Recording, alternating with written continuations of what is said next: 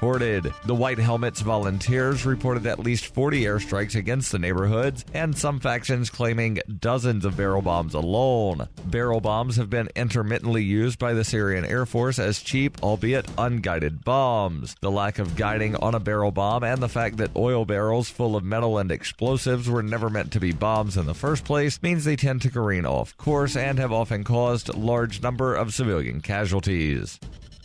For nearly 40 years, Roberts & Roberts Brokerage has been a trusted source for buying and selling precious metals like gold and silver. They also take Bitcoin for precious metal purchases and have permanently removed the minimum purchase amount for all orders paid in the digital currency. Call Roberts & Roberts today for knowledgeable advice on buying and selling precious metals and a forward-thinking approach to new technologies. 800-874-9760 or visit online at rrbi.co.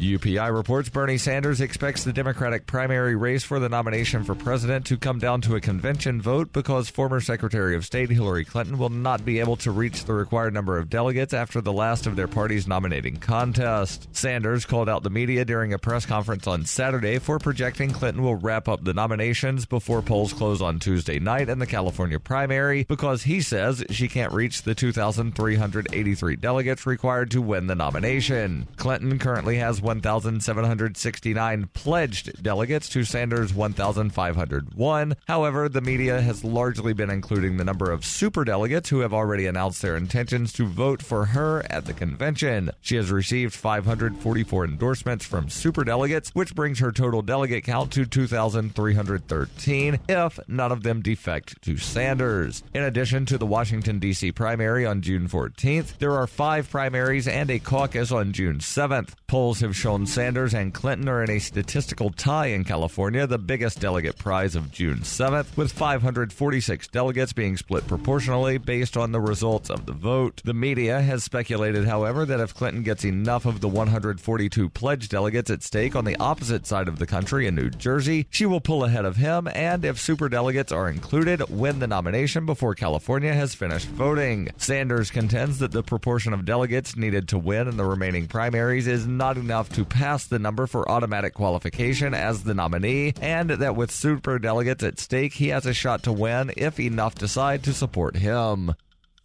Are you an advocate for free market money? Do you promote Bitcoin as an alternative in a fiat-centric world? Then you need Spend-A-Bit in your arsenal, the search engine for things you can buy with Bitcoin. Spend-A-Bit aggregates millions of products from thousands of Bitcoin-enabled merchants. Keep your money in the free economy. Visit spendabit.co today. Bitcoin merchants, ask about our merchant suite to reach even more customers. Spendabit.co. Reuters reports firefighters managed to tame a fast-moving brush fire in the hills outside of Los Angeles on Sunday after it burned more than 500 acres and threatened homes in the affluent city of Calabasas. After some 5,000 people were forced to evacuate the area on Saturday, fire officials lifted mandatory evacuations on Sunday in Calabasas, a small city about 25 miles northwest of Los Angeles that several celebrities call home. John Tripp, deputy chief of the Los Angeles County Fire Department, said the fire had burned 516 acres and was 80% contained Sunday afternoon. A commercial building was destroyed in the fire, which started when a vehicle hit a utility pole and brought down a power line, but no homes were damaged. The fire was one of several burning in Southern California, where days of high temperatures dried out brush and produced what Tripp called extremely stressed vegetation. This has been FPP Radio News, online at fppradio.com. The Onion looks back at This Week in History.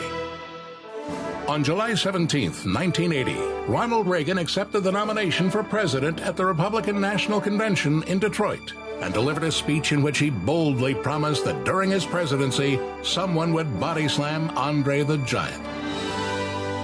While admitting that the road would be long and hard and that it might take as long as 7 years and 2 WrestleManias to get there, the former California governor vowed that under his administration, somebody, perhaps Ricky the Dragon Steamboat or a hulked-up Hulk Hogan, would grab hold of the 500-pound behemoth and send his massive body smashing to the mat. The Republican nominee also went on to promise that by the end of his first term, Joni would marry Chachi, hair metal would achieve mainstream airplay, and Shelley Long would successfully make the leap from television to film.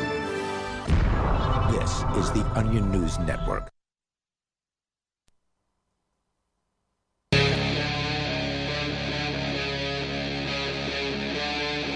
Free Talk Live.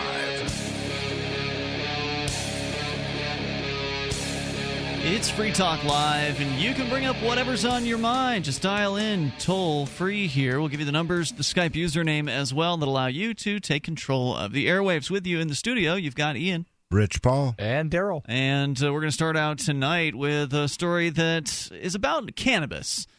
In fact, people who use a lot of cannabis, a lot of marijuana, chronic marijuana use. In fact, according to... Is that chronic with a K? No, with a C. I've never seen it spelled with a K. Generally, when it's referring to cannabis, they'll spell it with a K. I've never seen that.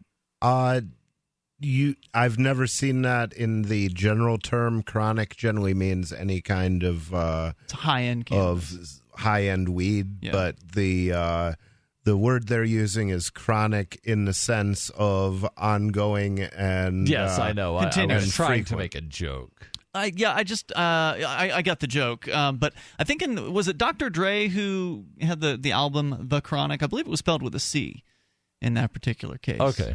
But yeah, where I come from, chronic is the term for high-end cannabis, as you were referencing, Rich. They don't use it up here as much. We're here in Keene, New Hampshire. They call it headies frequently up here, but I never hear the term chronic up this way. No. The I hear kind bud from time to time. The Washington Post has the report here. Long-term marijuana use is not associated with a raft of physical health problems, according to a new study, with one surprising exception, gum disease. Researchers led by Madeline Meyer of Arizona State University tracked the marijuana habits of over 1,000 New Zealanders from birth to middle age to see what effect those habits have on some common measures of physical health, including lung function, systemic inflammation, cholesterol levels, blood pressure, body weight, blood sugar, and dental health. Now, of course, you would think with cannabis use, there would be some sort of lung problem that would be associated with chronic long-term use of smoked, inhaled cannabis. And are they only taking into account the smoked cannabis, not people that will only consume it via edibles? I don't know. That's an excellent question. I mean, presumably most people are cannabis smokers, but I don't know if they divvied up the 1,000 by who eats it versus who smokes it. Presumably they did, but I don't know if the Washington Post is aware of that. I would blame the tooth decay on sugary munchies. Could be. Or maybe people in New Zealand are notorious for having bad teeth. Well, they've when you do a study like that, you have a control group. Control group, right. So that wouldn't make a difference. What they found was surprising. After controlling for other factors known to affect health, especially tobacco use and socioeconomic status, marijuana had no negative effect on any measure of health except for dental health. People who smoked more weed, so specifically smoking in this case, had a higher incidence of gum disease, according to the story at the Washington Post.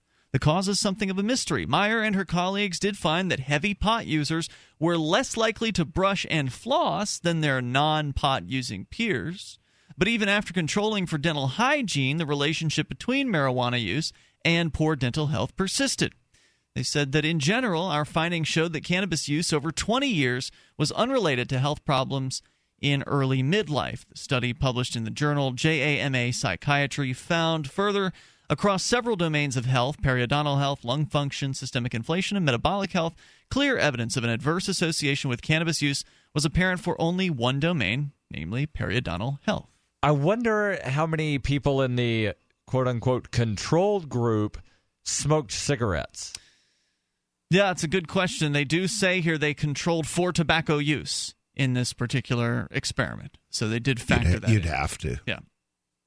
In some domains, marijuana use was associated with better health outcomes. Quote, findings showed that cannabis use was associated with slightly better metabolic health, smaller waist circumference, lower body mass index, better lipid profiles, and improved glucose control.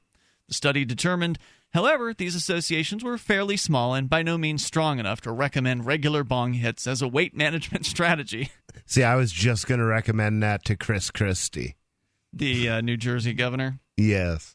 The findings were more striking when measured against the effects of tobacco use over a single period. By comparison, tobacco use was associated with worse periodontal health, lung function, systemic inflation, high-density lipoprotein cholesterol levels, triglyceride levels, and glucose levels in early midlife, as well as health decline from ages 26 to 38 years, the study found.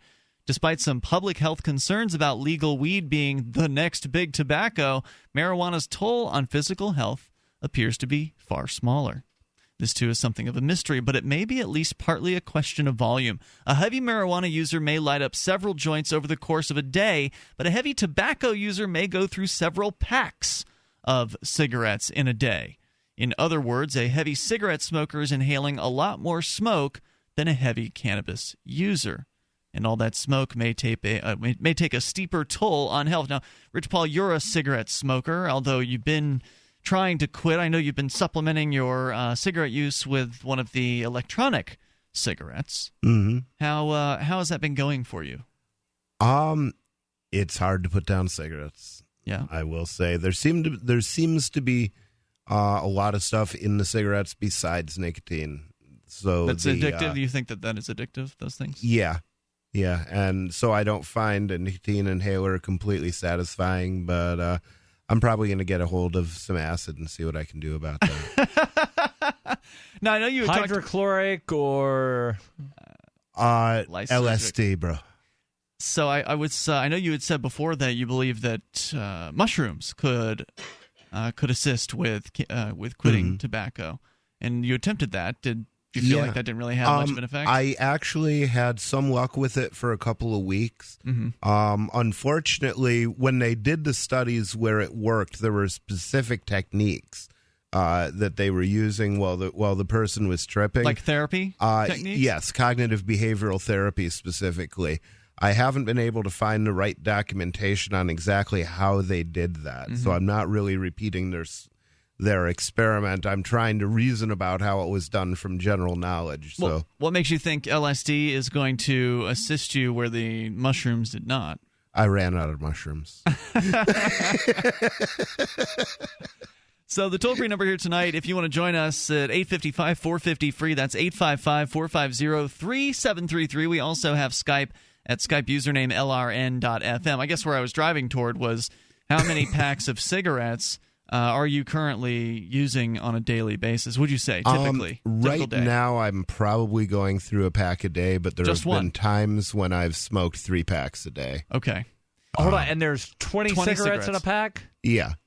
It's a lot. That's a lot of cigarettes. Yeah, it comes to 5 hours of smoking, something like that. Meaning you've run the time, and it's like, what, 5 minutes a cigarette? 5 minutes a cigarette is what I'm assuming. So 60 cigarettes a day would be 5 times 60 minutes. Wait, really? 60 cigarettes in 3 packs at 5 minutes each. Yeah, I guess you're right. Would be 5 hours. Wow. Big investment of your life. Yeah. It's the funny thing is, of all the drugs that I've done, and I've sampled pretty much whatever I could get, with a couple of exceptions. Of all the drugs I've done, the only one that I regret is tobacco. And interesting. I don't. When I'm actually addicted to something that's harmful for me, I'll say it, and that's the case with tobacco.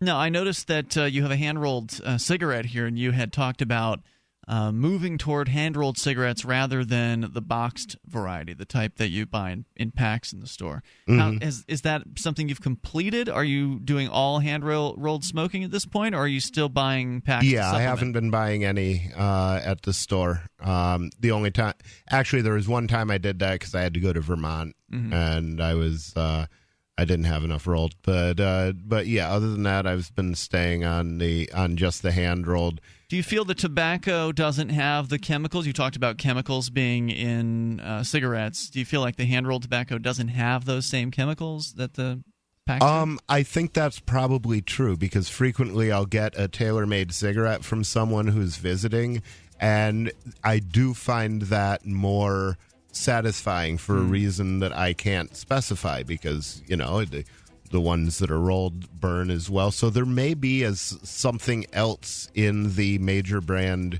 tobacco, which is kind of a frightening concept because if there is, I don't know what it is. The toll-free number is 855-450-FREE. More about smoking in moments. Are you searching for your soulmate? Someone you can trust, who will never betray you? Or cooperate with the NSA? Stop searching. With EasyDNS, you found a keeper. EasyDNS does it all. Domain names, web hosting, and managed WordPress hosting. EasyDNS stands up for your internet freedom. And with servers in Canada, they do not cooperate with the NSA. Go to EasyDNS.com. You'll love their services or get a full refund. They guarantee it. And they accept Bitcoin. That's EasyDNS.com. Are you tired of governments murdering people around the world? Stop using their money. There is an alternative. Bitcoin is a stateless, free market, non-political currency. Bitcoin cannot be inflated or controlled by any government. By using their money, you're helping the state. Stop doing it. You have an incredible alternative available now. Learn it, use it, spread it. Get started with Bitcoin at Bitcoin.com. That's Bitcoin.com. Napa know-how. You don't need an air-conditioned steering wheel or high-performance supercharger to use Mobil 1 full synthetic motor oil. Now just $5.99 a quart at Napa. Mobil 1 offers premium protection for all cars. Premium or not so premium. So give your ride Mobil 1 synthetic just $5.99 a quart, even if it doesn't have the latest technological stuff. That's Napa know-how. General States pricing. Sales prices do not include applicable state, local taxes, or recycling fees. Offer expires 6/30/16.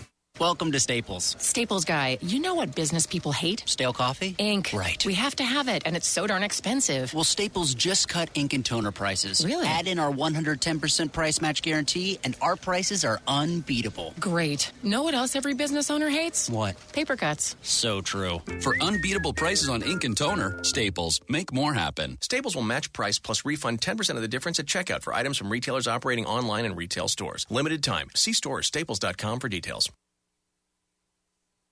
Free Talk Live. We need to legalize the animal trade. The illegal bird trade causes the death of hundreds of thousands of birds. Do you know why that hundreds of thousands of birds are dying? Why don't you tell me? The reason these birds are dying is because it's illegal. They have to pack in multiple birds into whatever it is that they're transporting them in. And one would think. When they get across the border and they open up the package, you can damn well bet some of those birds have expired. Yes. So there's a certain percentage rate that just don't make it through. And that's where this number comes from, this hundreds of thousands of birds dying every year because of the illegal bird trade. Now, if it wasn't for the people demanding them, obviously nobody would be bringing them in. So there's people in this country that are demanding birds just like people are demanding cocaine in this country. So the idea that we can stop the bird trade is just as asinine that we can stop the war on drugs. We have a war on birds in this country. They just don't talk about it.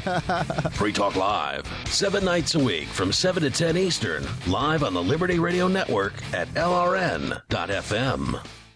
Did you know you can watch Free Talk Live during our live show 7 days a week from 7 to 10 p.m. Eastern via our studio cams at cam.freetalklive.com? Plus, you can chat with other listeners while you watch, all totally free. Now that our live video stream is hosted by YouTube, our video archives will be online even faster. So be sure to subscribe to our YouTube channel. Listen, watch, and chat all free at cam.freetalklive.com. That's cam.freetalklive.com. I love My Magic Mud. I drink a lot of coffee. I had stains on my teeth. Then I found My Magic Mud, and I was told it would remove stains. So I paid attention when I brushed the first time. My Magic Mud is black tooth powder, and the difference it made in my teeth in one application was noticeable. With 4, my teeth were as white as you normal folks out there. Please go to mymagicmud.com and buy a jar. There's 150 applications for $25. You can use Bitcoin, mymagicmud.com. You can connect with the Liberty Radio Network via our Facebook page at facebook.lrn.fm. That's facebook.lrn.fm.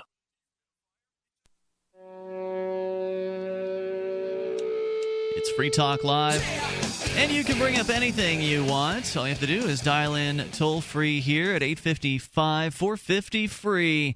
Surprising study revealing, now they've looked at over 1,000 chronic marijuana users, not people who smoke high-end marijuana, but many of them probably do.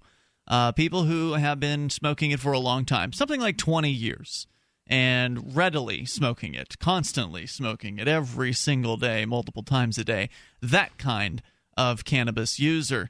And the results, I think, are a surprise for people who think, oh, there's smoke going in your lungs, therefore there must be health effects that are negative.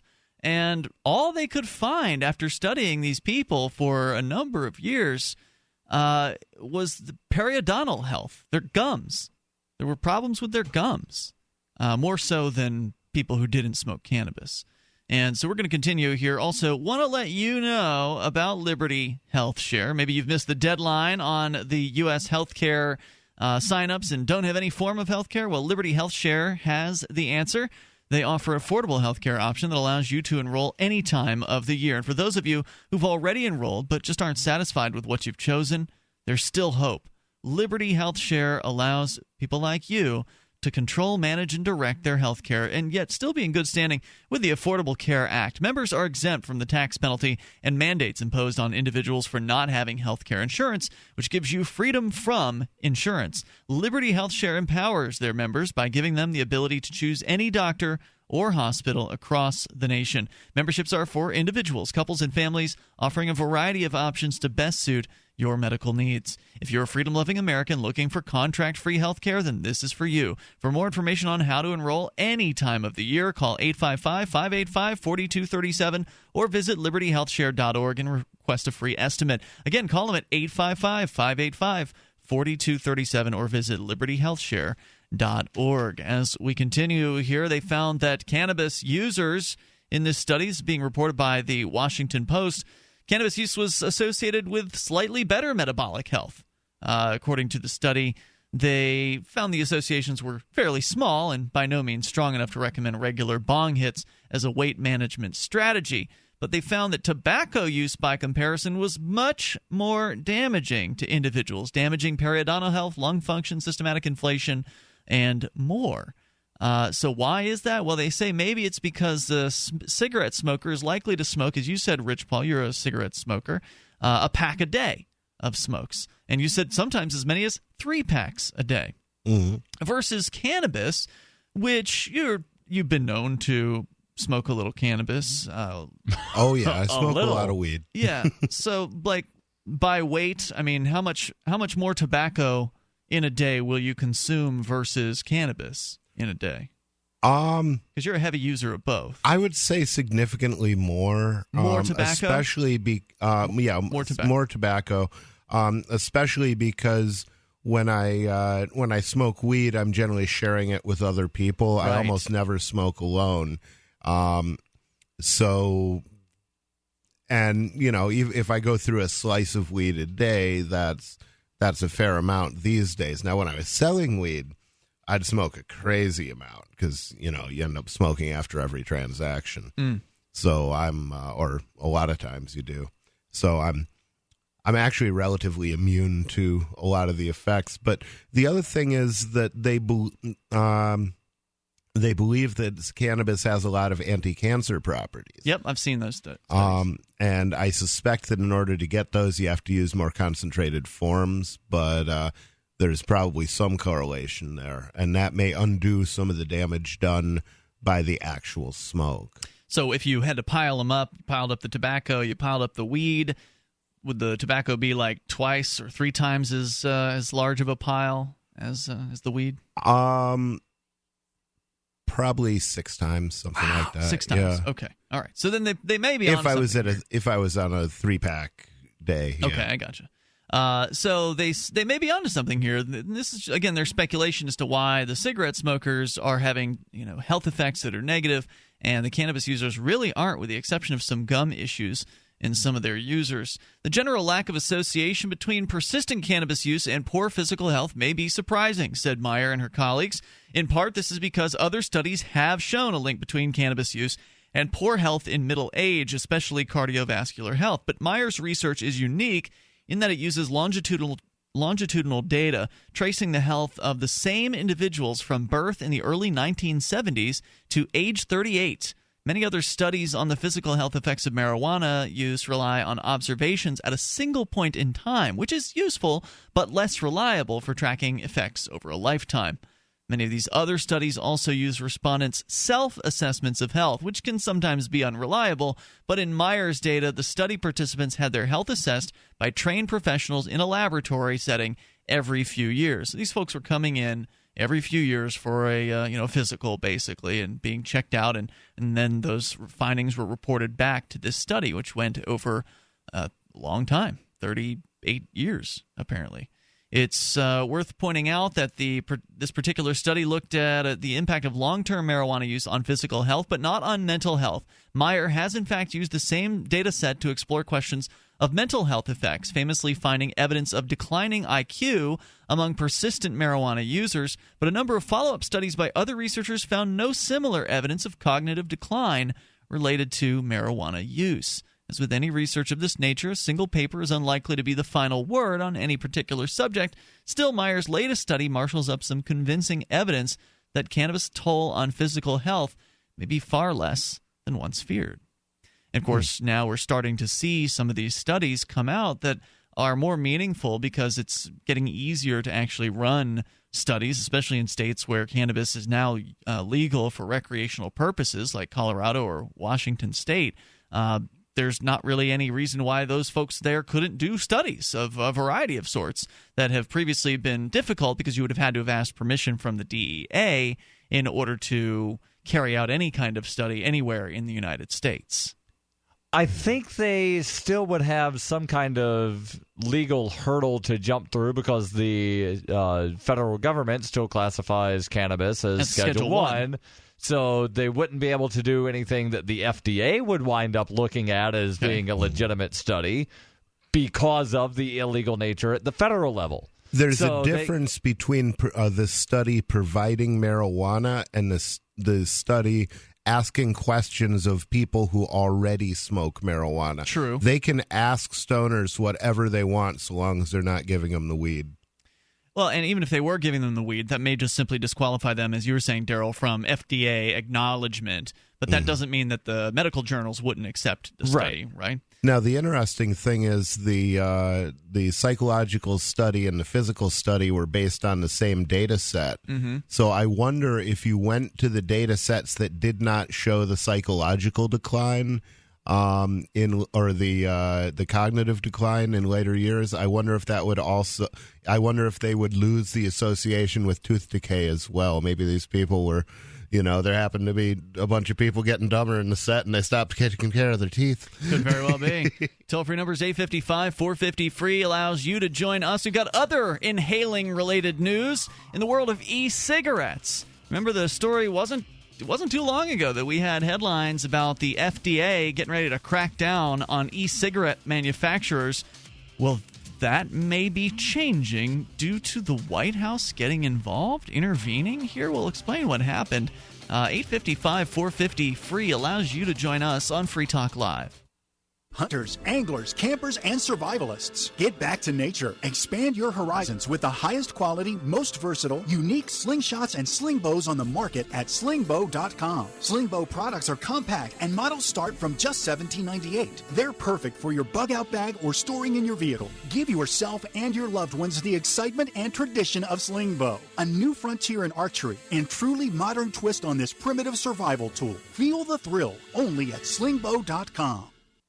This is Dan Pilla. Do you owe the IRS money you can't pay? Are tax debts crippling you? I've defended people from the IRS for over 30 years. I've helped thousands, and I can help you too. I wrote the book on IRS settlement, and I'm telling you, there's no such thing as a hopeless case. Call 800-34-NO-TAX to finally get free of IRS debt. With the IRS's new programs, there's never been a better time to solve your problem. Call 800-34-NO-TAX. That's 800-34-NO-TAX, or my website, danpilla.com. Hi, I'm Derek J. To me, an activist's calling is to actively work to advance a cause. The cause for which I work is personal freedom. I believe my life is best when I engage in voluntary interactions and self-government. I reject the idea that anyone else has a higher claim to my life or my body than I do. I see people who call themselves the government as a threat to my personal freedom. I realize you may feel differently, but my relationship with the people who call themselves the government is completely involuntary. If Starbucks used some of its money to drop bombs, I wouldn't shop there. So why would I support the American empire? The empire does not require my consent. Derek J's Victimless Crime Spree. Watch it for free and order the Director's Cut DVD at victimlesscrimespree.com. That's victimlesscrimespree.com. This is your Robertson Roberts Brokerage Daily Precious Metals Update. In early trading Monday, gold is down $1 at $1,244 per ounce. Silver is even at $16.46 per ounce. Bitcoin is trading at $581 US. Friday's big jump in metals was reacting to bad jobs numbers and growing concern about a possible Fed rate hike. Protect yourself. Give us a call at 800-874-9760 or visit us online at rrbi.co. LRN.FM is proud to announce our official listening apps for Android and iOS devices. Now you can easily tune into our streams anywhere, anytime on your smartphone or tablet. Just visit apps.lrn.fm or search for LRN.FM in the Android or Apple app stores. Please download, rate us 5 stars, then share the link on your social media, and let your friends and family know how you're listening to LRN.FM. Download it now, free at apps.lrn.fm. I'm Ian Freeman, host of Free Talk Live. We've been covering Uber for years on the radio with their ongoing legal cases across the globe defending your right to give people rides without asking government permission. I wanted to support Uber more directly, so I signed up to be a driver. It's fun to meet new people and help Uber push forward innovation. As of this recording, Uber is active in 67 countries, so there's a good chance they're available in your area. If you'd like to drive for Uber and make some money helping people get where they want to go, sign up at drive.freetalklive.com, and you'll get a $100 bonus after you complete a certain number of trips. With Uber, you can drive anytime you want. You set your schedule. To get started, you need a good driving record, 4-door vehicle, insurance, registration, and to pass a background check. It costs nothing to sign up, so visit drive.freetalklive.com. That's drive.freetalklive.com. And if you just want to try Uber as a rider, visit ride.freetalklive.com. Your first ride's free. While our satellite channel is free to listen to, it's not free for us. You can help us cover our satellite costs with the chip-in on the right side of the page at lrn.fm.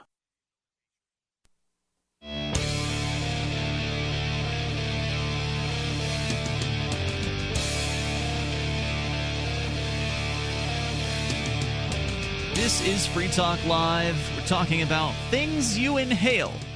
Turns out cannabis, according to one study that was done over quite a number of years on over 1,000 chronic cannabis users, people using frequently every single day, found that there really wasn't much of any kind of deleterious effects on health, with the exception of gum disease, which is kind of a surprise, especially when compared with tobacco users. The tobacco users had all kinds of hits to their health from their habit by comparison. You're welcome to comment on that or bring up whatever's on your mind. The toll-free number is 855-450-FREE. We've also got Skype, so Skype on into the show here at Skype username LRN.FM.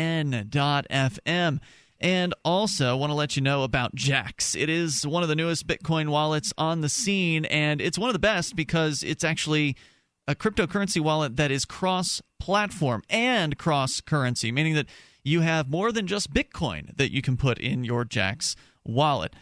So you can actually use Ether within the Jax wallet as well. Go to jax.io to download it. It's free to download this. You can get it from the Apple or Google stores if you prefer, or go to jaxx.io. It is the official cryptocurrency wallet of Free Talk Live, and it's great. Whether you've got Windows, Mac, whether you've got Linux, or a smartphone or tablet, odds are good there's a Jax waiting for you. jaxx.io as we go to your phone calls and thoughts. Let's go to Sarah, listening in Albuquerque. You're on Free Talk Live. Hello, Sarah. Yes. I just want to mention the art project, the Albuquerque Rapid Transit. Did you know that 100 cities applied for the federal grant? And we were fortunate enough to get picked with a $69 million. You know what I mean? So it's a very rare opportunity. So why do you think that some artists deserve government money over others? Well, here's the thing. The other cities they have these trolleys and transit. Oh wait, no, this is rapid transit. I'm sorry, you said art. The word art was in my head. I thought this was a government-funded art exhibit. This is the rapid transit thing you'd called us about previously. Some sort of thing that's going to basically take over the streets, destroy lanes of traffic. People are opposing it vehemently. Business owners, people that care about traffic, and people who drive to work, for instance, in Albuquerque, are vehemently opposing this. And you like it just because you think it's a cool idea? Well, my point is that, like I said, it's 100 cities applied for this money. Who cares? Who cares about that? It's going to destroy traffic. So the city gets the money. You don't get the money. It's not like you're going to get a check out of this, Sarah. So why does it even matter to you? Well, you're forbidden. I'm going to ride that. I'm going to ride the rapid transit, and I'm going to walk on the sidewalk. That's going to be wider. I've almost been hit on that sidewalk walking on Central. I almost got hit by a drunk driver at 5 o'clock at night. Okay, so you want to ride on your train, and I can understand that. Trains are nice. They take you where you want to go.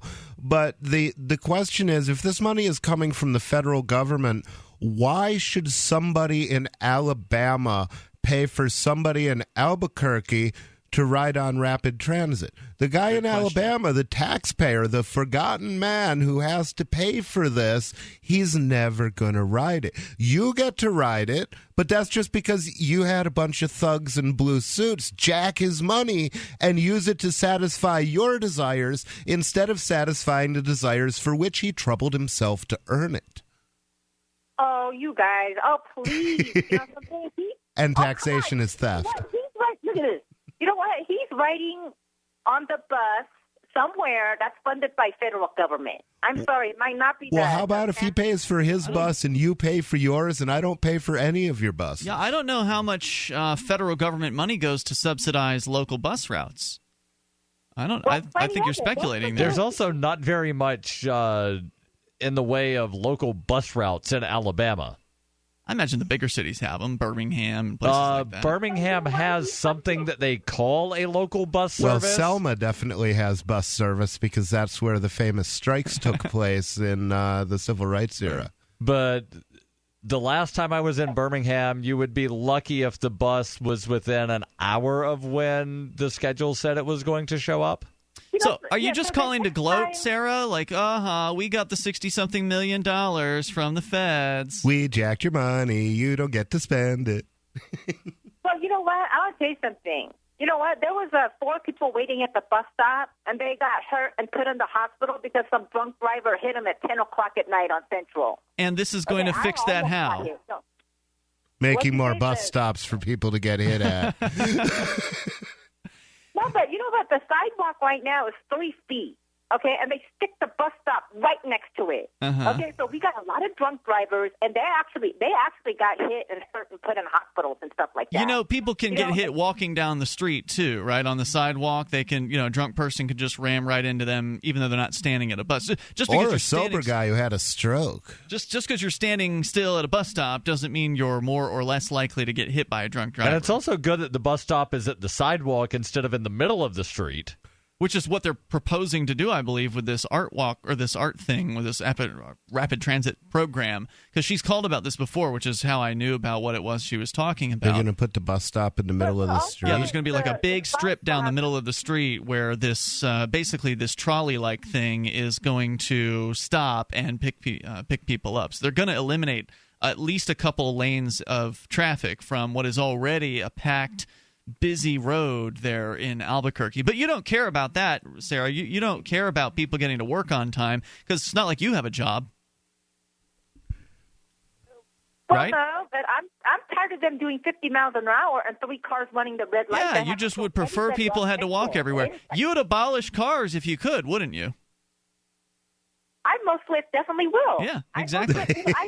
You're a little control freak. You love to tell people what to do. You would love to mold the world in the way that Sarah wants things to be. And anytime the federal government's doing something that moves in that direction, you applaud it because you love it when things happen that benefit you at the cost of others, right? Cost of others? There's millions of people that rely on buses that are low income, like myself. And You know, though, that what is it, that place that you're talking about, the Alabama or that place? Well, you know what? Next year or 5 years from now, they're going to get federal money to put some more buses in. So that means New Hampshire gets robbed again. That's where we are. When do we get to reach into your pocket, jack your money? No, she's only got welfare money, Rich. So she's not earning anything. No, That's why she doesn't mind those who do being robbed. She claims she can't have a job because she has bipolar. Okay, so we should be letting crazy people decide how to spend our money that we earn. Wait a minute, I don't understand. If you're not capable of making the decisions that cause you to be able to earn a living for yourself, what place do you have telling other people what they should do with the money that they earned? That's horrifically bad. I'll let her think about that one off the air. Thanks for the call, Sarah. Toll-free number tonight, 855-450-FREE. She receives welfare payments from, I believe, some sort of disability, so Social Security. She gets welfare money for the house or the apartment that she lives in. She calls to complain about the apartments that she lives in, even though she's getting it for free. Didn't she claim that there are no smoke-free apartments? That's right, even though we Googled it and found one or several within... within like 12 seconds. Yeah, just a few moments. She acts like she's never used Google before, so apparently, she is just a complete mooch and is a lover of the state. She's called and has basically admitted to being a communist. So that's our Sarah from Albuquerque. Toll-free number, 855-450-FREE. That's 855-450-3733. And people give me a hard time because they think I'm too mean to Sarah. There's no hope for Sarah. Sarah is fully within the arms of the state, and she is coddled by them day to day.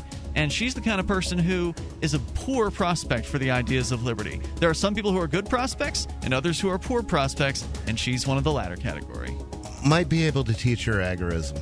Toll-free number, well, that would require her to want to work, and at this point she has no interest in doing that.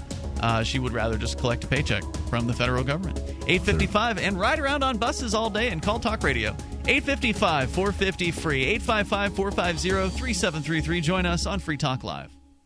This is a life-changing message for anyone with sleep apnea who is on the go and tired of dragging around a big, bulky home CPAP device. MiniCPAP.com now offers a portable device that's as small as a soda can and weighs less than a pound. For even more freedom, you can add a battery that's as tiny as a deck of cards. It's called the Transcend Mini CPAP, and right now you can try it risk-free for 10 days by calling 1-800-941-9483. Transcend is the world's first portable mini CPAP device. It gives you the freedom to sleep in total comfort anywhere you are. Our smallest and most advanced portable design ever, Transcend is so small and so light you can fit it in your briefcase or purse to use anywhere you go. It's FAA compliant too, so you can even sleep comfortably while flying. Enjoy the freedom to sleep comfortably anywhere. Call minicpap.com now for your 10-day at-home trial. 1-800-941-9483.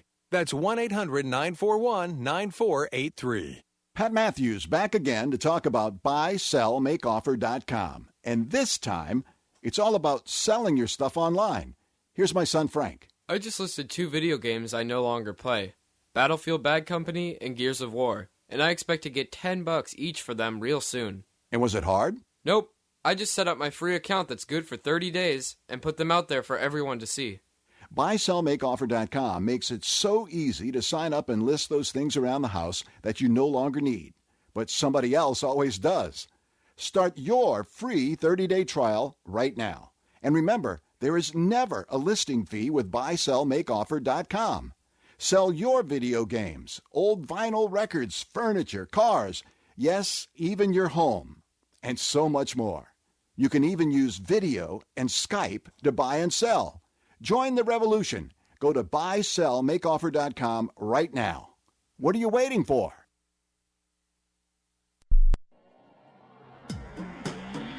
Free Press Publications is an independent, alternative media and publishing company founded in June 2009 with the mission of ensuring a free press for the freedom movement and is committed to spreading the message of peace, freedom, love, and liberty. FPP also gives new authors an avenue for publishing freedom-oriented material. FPP brings you daily news and commentary on the website, fpp.cc, as well as a daily 5-minute newscast, FPP Radio News, and weekly news, views, and commentary in the FPP Freedom Minute and Peace, Love, Liberty Radio at fppradio.com, and the monthly newspaper, FPP News, at news.fpp.cc. Find FPP online at fpp.cc. That's fpp.cc, as in Creative Commons. The 3 most important things you can do for Free Talk Live are: 1, share 1 episode a week on Facebook or in some other social networking site. 2, buy the things you buy online through shop.freetalklive.com. 3, give $5 a month to the AMP program. You likely buy all kinds of things online. Amazon is the largest online retailer. You can get what you need at the same prices with free Super Saver shipping by going to shop.freetalklive.com. Please do your online shopping at shop.freetalklive.com. Ross Ulbricht was convicted in early 2015 of running the infamous Silk Road Underground Market. The Silk Road was a gift to humanity and helped reduce the harms brought on by drug prohibition. For this good deed, Ross has been sentenced to life in prison with no possibility of parole. Now, an appeal is Ross's only chance, and he needs your support. Please visit freeross.org, where you can contribute via various methods, including Bitcoin. Visit freeross.org. That's freeross.org. Help get LRN.FM into more ears. Visit promote.lrn.fm for a free bumper sticker, flyers, banners, graphics, and more. Promote.lrn.fm.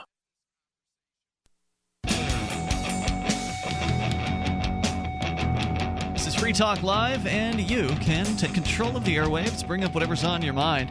The toll-free number here is 855-450-FREE, 855-450-3733. We've got Skype at Skype username LRN.FM. Whether you want to talk about the surprising safety of cannabis use, relative safety compared to tobacco, or whatever's on your mind, you can take control of the airwaves. Let's go to the phones, to the fun with you tonight. It's Ian, Rich, and Darryl. First up, we got Erod in Georgia. You're on Free Talk Live. Hello, Erod.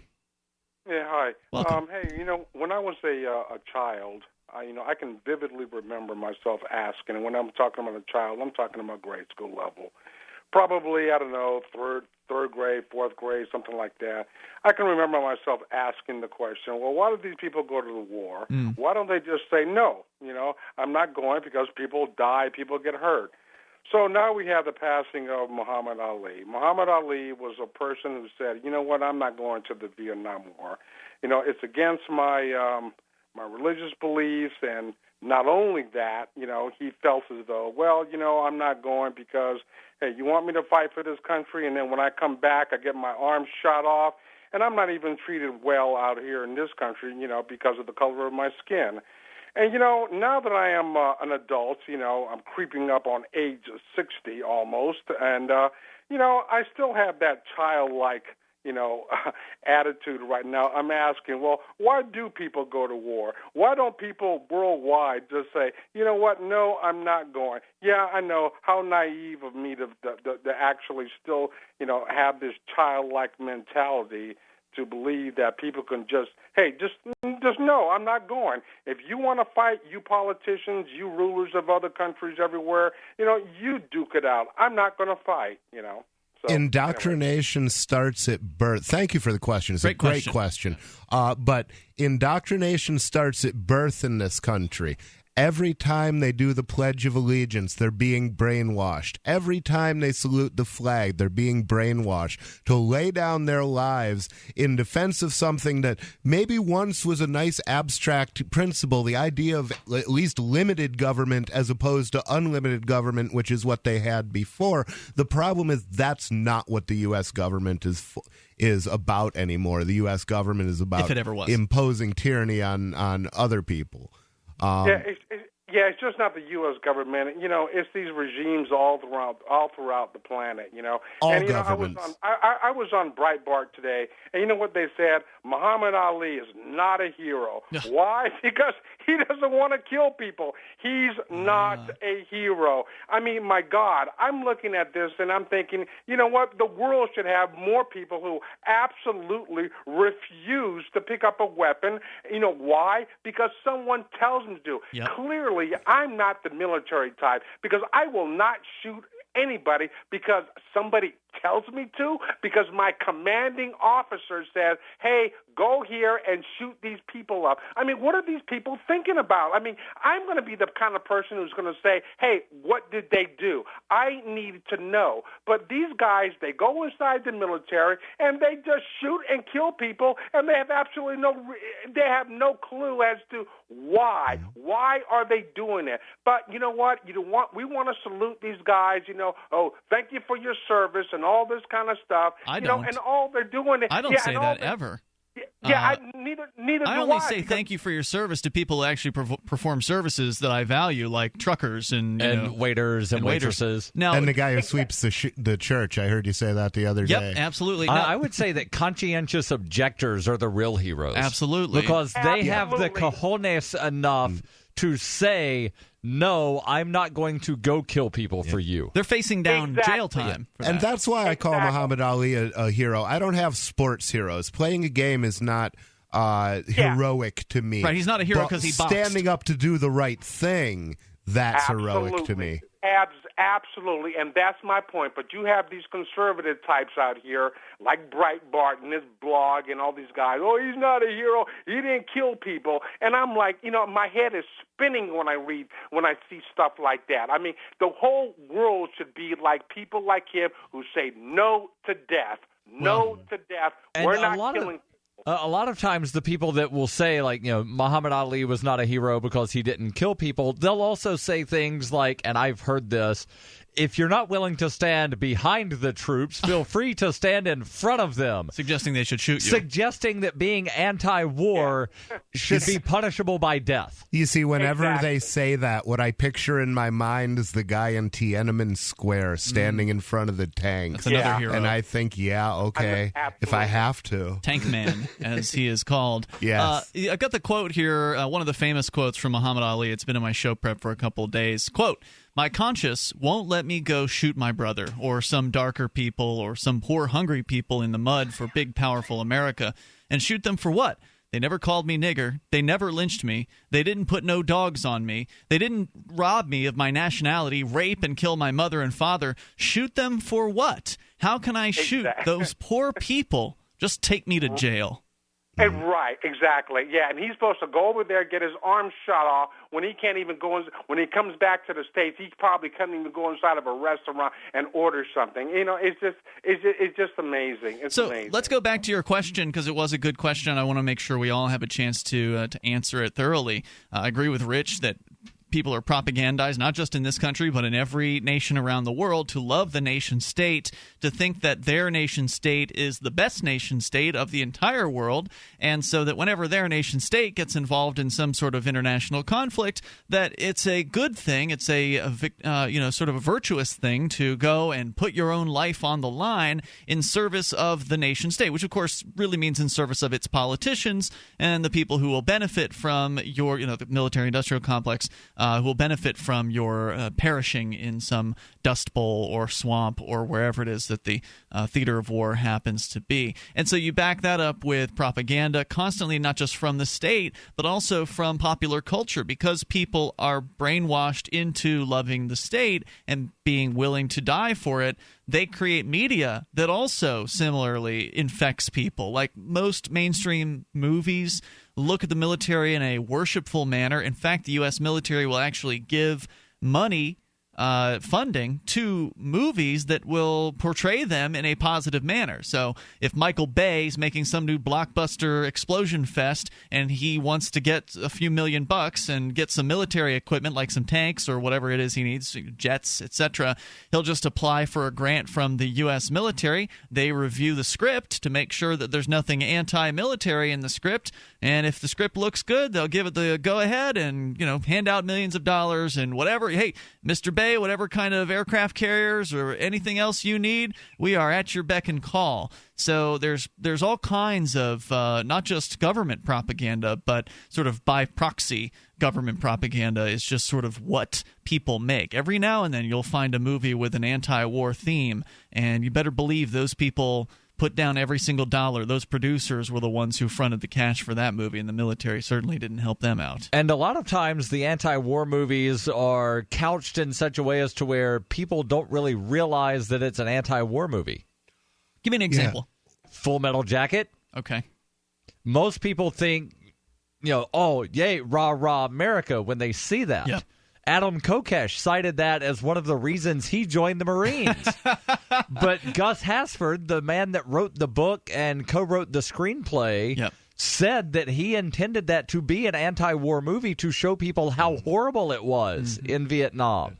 Well, and the thing is, people do show tremendous courage in the field, even if what they're doing is wrong. And, you can't help but be impressed by a guy who charges a machine gun nest to keep his buddies alive, even if he shouldn't be there in the first place, to some extent. I at least have to stand up and respect that courage. And I can see seeing that and thinking, yeah, if somebody has to do that, I can see being that guy. It's just then you realize that nobody has to do that. And that's what Kokesh finally realized, is that it doesn't have to happen. Erod, any other thoughts you want to share? Go for it. Yeah, and just on the Vietnam War thing, also just additionally that the United States got into the war under a false pretext. I mean, it was a lie, and so here you got this man standing up and saying no, and I think the whole world should applaud him, and there should be more anti-war messages worldwide. I mean, when is civilization going to reach that point, where, hey, let's not kill people? But again, we got a long way to go. Yeah, but then I go back to where I was in the third grade. I was asking that question then, and I'm still asking the question now. Thank you. Thanks for the call. Well said. Great question. Good discussion. Toll-free number tonight, 855-450-FREE. That allows you to answer his question. Maybe we didn't touch on something. Why is it that people go to war? 855-450-FREE. Why are they so in love with it?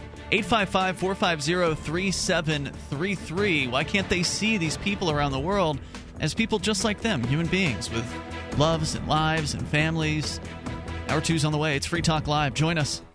The root cause of most of society's ills is neither malice nor negligence, but a mere superstition, an unquestioned assumption which has been accepted on faith by nearly everyone of all ages, races, religions, education, and income levels. The Most Dangerous Superstition by Larkin Rose exposes the myth for what it is, showing how nearly everyone, as a result of one particular unquestioned assumption, is directly contributing to violence and oppression without even realizing it. Find The Most Dangerous Superstition on Amazon and larkinrose.com. Could you use up to $35,000? No need to shop around for loans anymore. LoanUS.com is a convenient online way to connect with a lender based on your unique background and provide you a loan of up to $35,000. And LoanUS.com works with lenders in all 50 states. Use the loan to pay for emergency expenses, medical bills, debt consolidation, home improvement, large purchases, and even taxes. LoanUS.com connects you with lenders but is not a lender or a broker and does not make lending or credit decisions. Loans may not be available for residents of some states. APR, loan term, loan amount, and other loan details may vary. See LoanUS.com for details.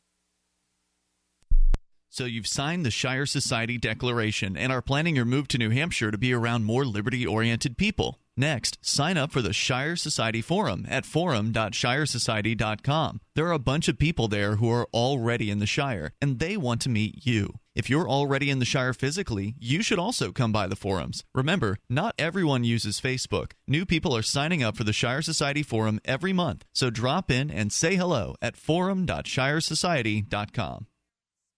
If you want to know the latest about Free Talk Live before we go on the air, all you need to decide is how you want it delivered. It's your choice. Visit news.freetalklive.com. You can get emailed announcements and participate in contests via our email updates list. Plus, we have a Twitter account that you can follow and a Facebook page where you can become a fan. So visit news.freetalklive.com to get news about Free Talk Live as soon as it's announced and the way you want it delivered at news.freetalklive.com. That's news.freetalklive.com.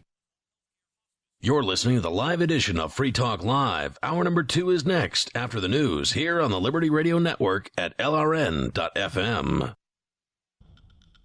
From Keene in the Shire, the Liberty Media capital of the world, this is Darryl W. Perry, host of FPP Radio News for Monday, June 6th, 2016. Silver is trading at $16.48 per ounce. Gold is valued at $1,243 per ounce. And according to BitcoinAverage.com, the average price of Bitcoin is $585. Antiwar.com reports several dozen people were killed, as many as 53 according to some reports, in a new flurry of Syrian airstrikes against the al-Qaeda-held neighborhoods in the contested northern city of Aleppo. Many of the casualties were civilians. The Syrian Observatory for Human Rights issued a report putting the death toll at 32, also putting the civilian toll at 16 in a single barrel bomb strike against the Katerji neighborhood. Multiple barrel bombings were reported. The White Helmets volunteers reported at least 40 airstrikes against the neighborhoods, and some factions claiming dozens of barrel bombs alone. Barrel bombs have been intermittently used by the Syrian Air Force as cheap, albeit unguided bombs. The lack of guiding on a barrel bomb and the fact that oil barrels full of metal and explosives were never meant to be bombs in the first place means they tend to careen off course and have often caused a large number of civilian casualties. For nearly 40 years, Roberts & Roberts Brokerage has been a trusted source for buying and selling precious metals like gold and silver. They also take Bitcoin for precious metal purchases and have permanently removed the minimum purchase amount for all orders paid in the digital currency. Call Roberts & Roberts today for knowledgeable advice on buying and selling precious metals and a forward-thinking approach to new technologies. 800-874-9760 or visit online at rrbi.co. UPI reports Bernie Sanders expects the Democratic primary race for the nomination for president to come down to a convention vote because former Secretary of State Hillary Clinton will not be able to reach the required number of delegates after the last of their party's nominating contest. Sanders called out the media during a press conference on Saturday for projecting Clinton will wrap up the nominations before polls close on Tuesday night in the California primary because he says she can't reach the 2,383 delegates required to win the nomination. Clinton currently has 1,769 pledged delegates to Sanders' 1,501. However, the media has largely been including the number of superdelegates who have already announced their intentions to vote for her at the convention. She has received 544 endorsements from superdelegates, which brings her total delegate count to 2,313 if none of them defect to Sanders. In addition to the Washington, D.C. primary on June 14th, there are 5 primaries and a caucus on June 7th. Polls have shown Sanders and Clinton are in a statistical tie in California, the biggest delegate prize of June 7th, with 546 delegates being split proportionally based on the results of the vote. The media has speculated, however, that if Clinton gets enough of the 142 pledged delegates at stake on the opposite side of the country in New Jersey, she will pull ahead of him and, if superdelegates are included, win the nomination before California has finished voting. Sanders contends that the proportion of delegates needed to win in the remaining primaries is not enough to pass the number for automatic qualification as the nominee, and that with superdelegates at stake, he has a shot to win if enough decide to support him.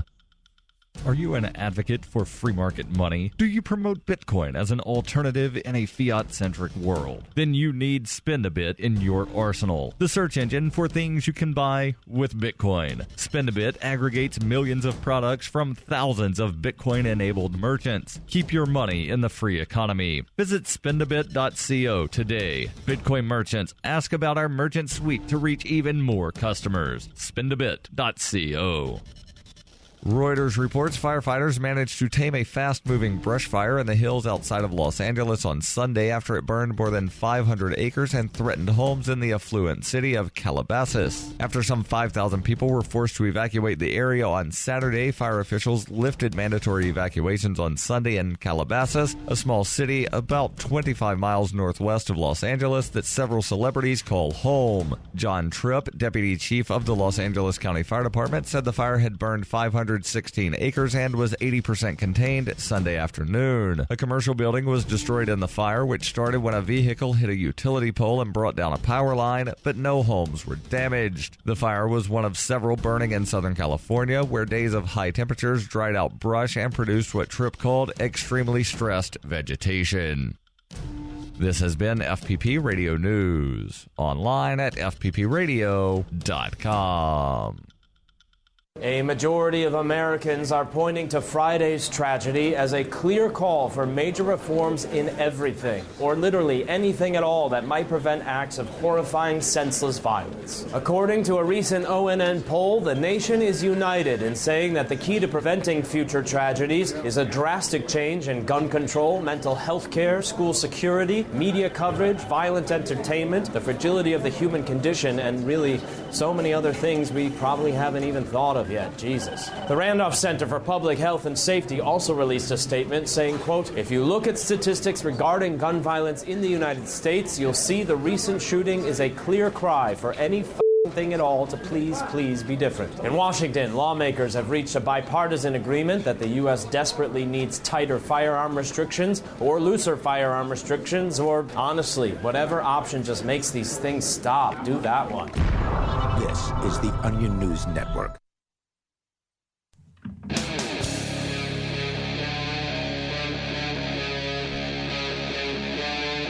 Free Talk Live. It's Free Talk Live. You can bring up whatever you want as we launch into the second hour of the program. The toll-free number tonight is 855-450-FREE. That's 855-450-3733. Coming up, some surprising good news about the FDA's new proposed restrictions on e-cigarette manufacturers. We'll tell you about that here in a moment, but first, to the phones and to your calls and thoughts. It's Ian, Rich, and Darryl in the studio with you tonight. First up, we've got Rachel. She's in Orlando. You're on Free Talk Live. Hey, Rachel. Hi, guys. Thanks for having me. Sure, welcome. You're on the air. Yes, so my question is, who should I vote for in the general election for president? What are your thoughts? I'm endorsing Gary Johnson.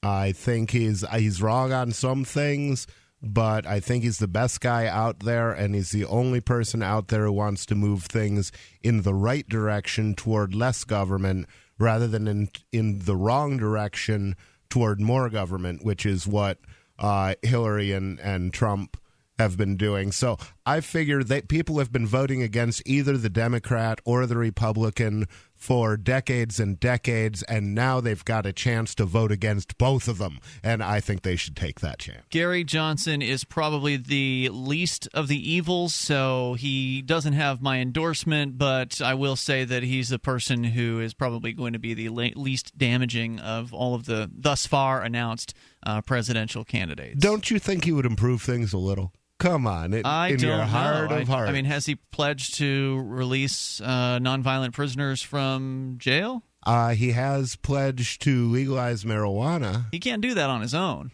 Well, he can't do that on his own, but having a president who's working towards it is a lot better than having a president who's working against it. Well, you could argue that Barack Obama would have moved in that direction were he given the opportunity to do so. You could argue that, but it wouldn't be true. He could have had that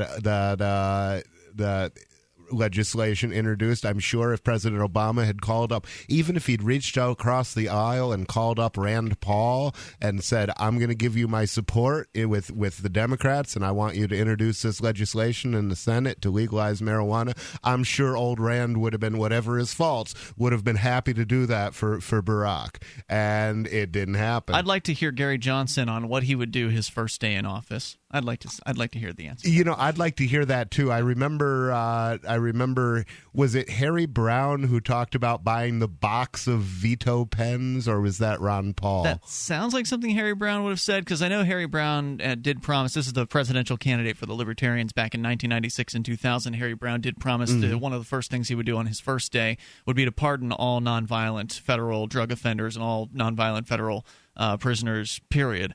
And then also withdraw every troop from the military bases from around the globe. Yeah. But the other thing is, it wouldn't really be wise for Gary to say that at this juncture, because although there's a lot of people like us who would support that, it would go a lot farther for a lot of people. And he said he had this discussion on Meet the Press on Sunday morning where he said the world would be a better place if all drugs were legal. Really? But I'm only advocating now for the legalization of marijuana. Okay, that's and interesting I that he think said that. That's so telling about the Gary Johnson strategy. He wants to sell the part of it that's saleable and show people that the obvious things, legalizing marijuana, ending the war, bringing home the troops, switching from penalizing work to penalizing consumption by going from an income tax to a fair tax.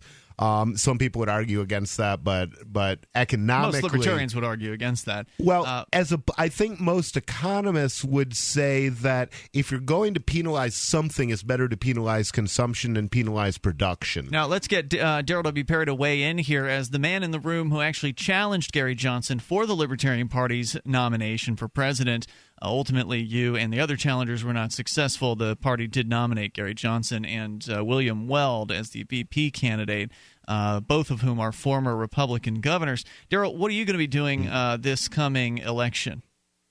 If I vote, I will write in none of the above. Really? Yes. But even though that really won't count, right? Like, no one's going to... Somebody's going to have to read the ballot, and they'll put it on the little tally sheet. So why is that better than having a larger libertarian vote count? As, for example, Ron Paul has not technically endorsed Gary Johnson, but he has said that you should vote libertarian this year. So that and that's the best thing to do if you don't like the Democrats and the Republicans. If there are libertarians on the ballot for U.S. Senate or governor, I will vote for those libertarians because those are the ones that help achieve ballot access here in New Hampshire.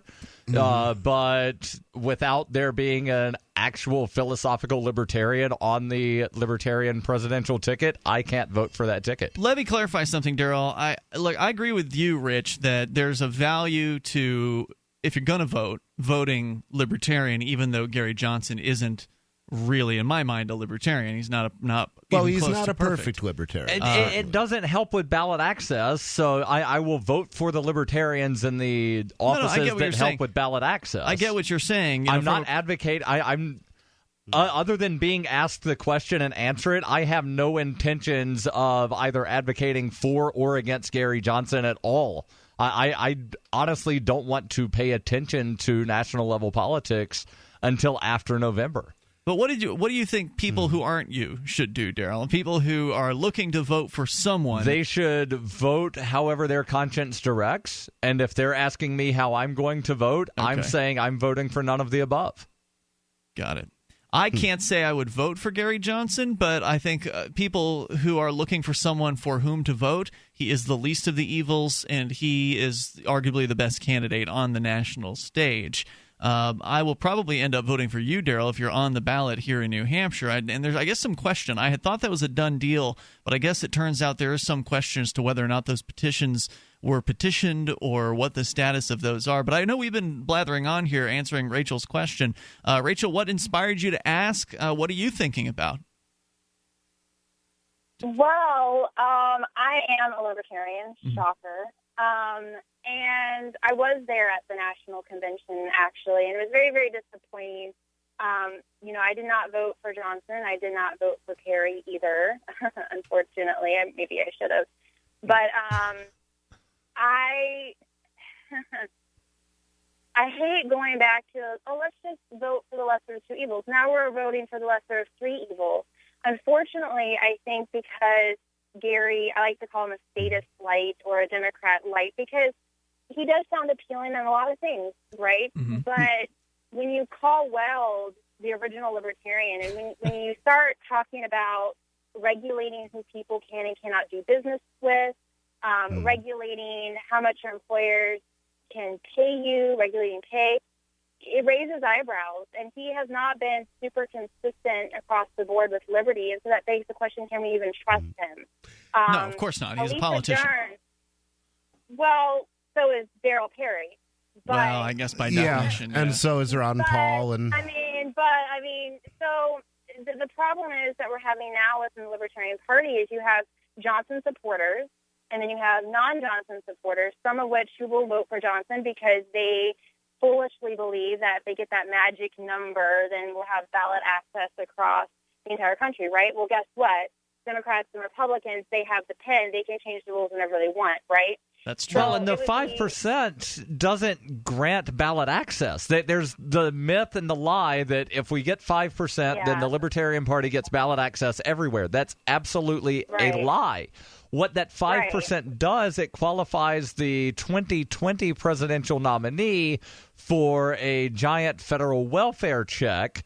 And what will happen to the Libertarian Party is something similar to what happened to the Reform Party back in 2000, to where a bunch of people that did not care about the party jumped in because they were seeking that welfare check. The Reform Party splintered after the 2000 election, and 4 years ago they had ballot access in 3 states. And I foresee something similar happening to the Libertarian Party if the Libertarian Party is not a cult of check. Personality formed around Ross Perot. Hold on. Let's continue the discussion. Rachel, if you'd like to stick around, I'd like you to. So stand by if you can. Toll-free number here, 855-450-FREE. You got Rachel. She's a frustrated Libertarian there in Florida. I can relate. I used to be a frustrated Libertarian in Florida. Then I moved to New Hampshire. This is Free Talk Live, and there's actually hope here. It's pretty cool. We'll tell you about it. If you're considering going back to school, ask yourself the following questions. Do you need the flexibility to take classes on your schedule? Do you have college credits you need transferred? Do you want to earn a quality degree from a world-renowned university? If you answered yes to any of these questions, Arizona State University is the perfect school for you. Arizona State University offers over 100 highly ranked degree programs 100% online. You'll earn the same degree as you would on campus, from wherever you are, on your schedule. Plus, ASU Online accepts most transfer credits. For information, call 1-800-958-5345. Learn for yourself why the Wall Street Journal ranks ASU 5th in the nation for producing the best qualified graduates, and why 90% of ASU grads are recruited within 90 days of graduation. Learn to grow, learn to succeed, and learn to thrive at Arizona State University. To learn more about ASU Online degrees, call 1-800-958-5345. That's 1-800-958-5345. Are you tired of commuting to a job that makes someone else rich, working harder than ever, but getting nowhere? Do you hate spending hundreds of dollars every week on daycare, having someone else raise your children? With our opportunities, you can start earning money as soon as next week. You get to be the boss, work from home, and live a happier life. At Be the Boss Network, you'll find hundreds of work-from-home opportunities that you can literally start today and be earning money as soon as next week. Go to freedom106.com and start earning money as soon as next week. You get to be the boss. Get out of the rat race. Work from home. Go to freedom106.com right now and change your life today. That's freedom, the number 106.com. Go to freedom106.com and start earning money as soon as next week. You be the boss. Go to freedom106.com. On Free Talk Live, we're bringing people to the ideas of liberty every day. From wrestling superstars like Glenn Jacobs. You guys really are having an impact, I believe. Like I said, a lot of where I am now is due to listening to Free Talk Live. You changed my mind on some very important issues years ago. To random people tuning in on the radio. I was kind of stuck in the left-right paradigm. I heard your show by chance on a Saturday night. From there, I went on, joined the Free State Project, and become an amplifier. So, I mean, that's really the reason why I amp is because I know that if it wasn't for you guys being on as many stations as you are, I never would have found the ideas of liberty. Your amp will directly change more lives by getting Free Talk Live in front of people looking for talk radio online and on the air. When you amp Free Talk Live, you get perks like access to the AMP-only Facebook group and AMP podcast. Visit amp.freetalklive.com. Here's a chance to do a little activism while you're cruising Facebook, Twitter, or Google+. Between the LOL cats, the recipes, the hot girls, and the inspirational sunrise memes, Free Talk Live's posts pass by your newsfeed. Like them, comment. It gives us more exposure. If you don't see our posts, click like at facebook.freetalklive.com and then hover over it to click Get Notifications. It's an easy way to spread the ideas of liberty a bit further. I know you're busy, but you can spare that tenth of a calorie it takes to click on something. Facebook.freetalklive.com. The new 4th edition of Healing Our World, The Compassion of Libertarianism, will take your understanding of liberty to a deeper level and has over 1,300 updated references, new cartoons, and a foreword by Dr. Ron Paul. With discounts for multiple book purchases, the 4th edition of Healing Our World is a great gift for the liberals, pragmatists, environmentalists, and Christians in your life who think libertarianism is cold-hearted. Get yours today at healing.freetalklive.com and use promo code FTL for a $5 discount. This is the Liberty Radio Network, broadcasting the latest liberty-oriented audio content 24 hours a day at LRN.FM.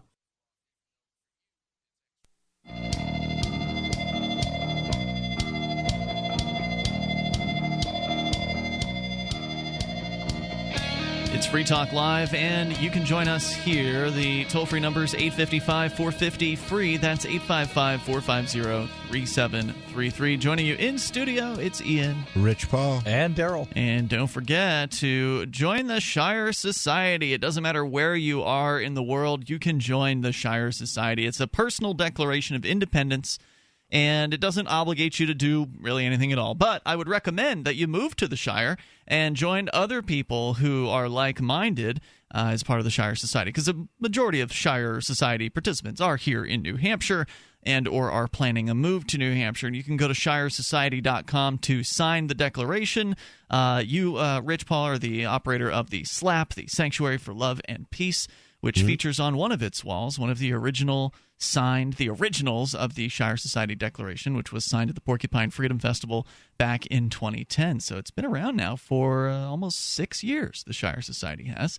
And anyone can go and sign it. It's free. You don't have to do it publicly. You can print out your own copy and sign it privately in your own home, wherever you are, and no one has to know about it. It's your personal declaration of independence. Go to shiresociety.com as we go back to Rachel on the line in Orlando, Florida, calling with some frustrations as a libertarian who was at the Libertarian Party's national convention. You were asking us who we would recommend voting for. I said probably Gary Johnson's the least of the evils in the race. Rich Paul, you gave him a hearty endorsement, and Darryl said you're going to vote for none of the above. Yes. You vote unless somebody else. I think you did say the other day on the show, though, Darryl, if the Constitution Party puts somebody forward that you're impressed with, you might consider them. I would look into him as an option, but probably would not actually vote for him. Usually they're theocrats, and they want to enforce their social views on people with violence. So. Right, but I would encourage people to look to see who's actually going to be on the ballot in their state, because just because somebody's on the ballot in New Hampshire or not on the ballot in New Hampshire does not mean that they will necessarily be or not be on the ballot in, say, Florida or Arkansas or Colorado.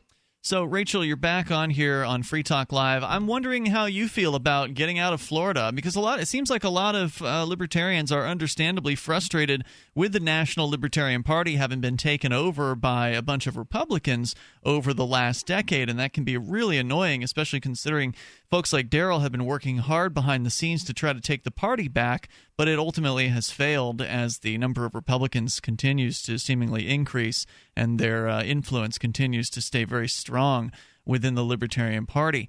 Are people talking about a move to New Hampshire? Have you considered it yourself? Okay, so we're talking about New Hampshire now. Yes, actually, I recently left the Duval County affiliate, Jacksonville. I was the vice chair, and one of the meetings that we did have a free stater come and talk about moving to New Hampshire. The secretary at that time, she was trying to move to New Hampshire. She told me all about Pork Fest and how wonderful it was. But as far as actually moving to New Hampshire, I would have to have a damn good reason to.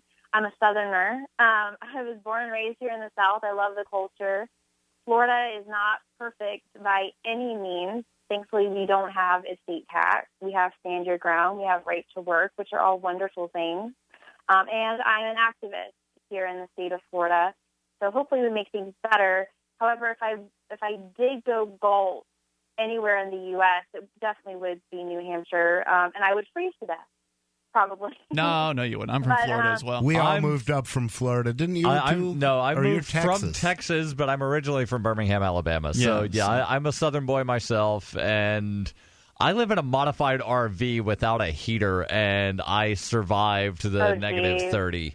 Well, yeah, most of us live in homes with heat. Daryl's a little unusual. We recommend living in I'm definitely a houses. little unusual. Yeah, but yeah, Florida. It's I'm sorry, but I don't see any future for freedom in that place. I mean, if you think about it, you've got people from New York, people from up north, all over the place, coming down every year, retiring in Florida, and it's not like there's some sort of liberty renaissance that's just around the corner. And getting 3% in the governor's race or whatever it is that the libertarian candidates can pull off there isn't going to cause any kind of increase in freedom down there.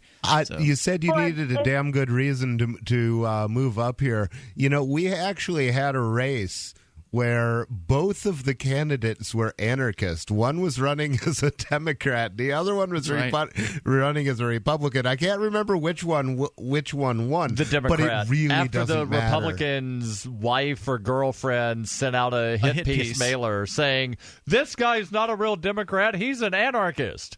He won, right. He was outed as an anarchist, and he won here. And these guys were roommates, too, weren't they? Yeah, they were from very close I to believe one they another. were roommates in name only, that the one had not actually lived in that apartment for quite some time. He was legally living there, but wasn't actually living there, as I understood it. So, I mean, here you've got a situation where there are literally thousands of liberty-minded people who would describe themselves as voluntarists, libertarians, principled libertarians, and even anarchists, and that number is growing. And I used to be a Libertarian Party activist down in Florida, and we just couldn't grow the numbers. It just didn't happen. How's that been going for you there in Duval? I know you said you just resigned from the party. Yes, well, I just resigned from the party leadership in Duval to move down to Orlando. And with my job as an activist, I'm not allowed to be in any party leadership. Okay. So, and I think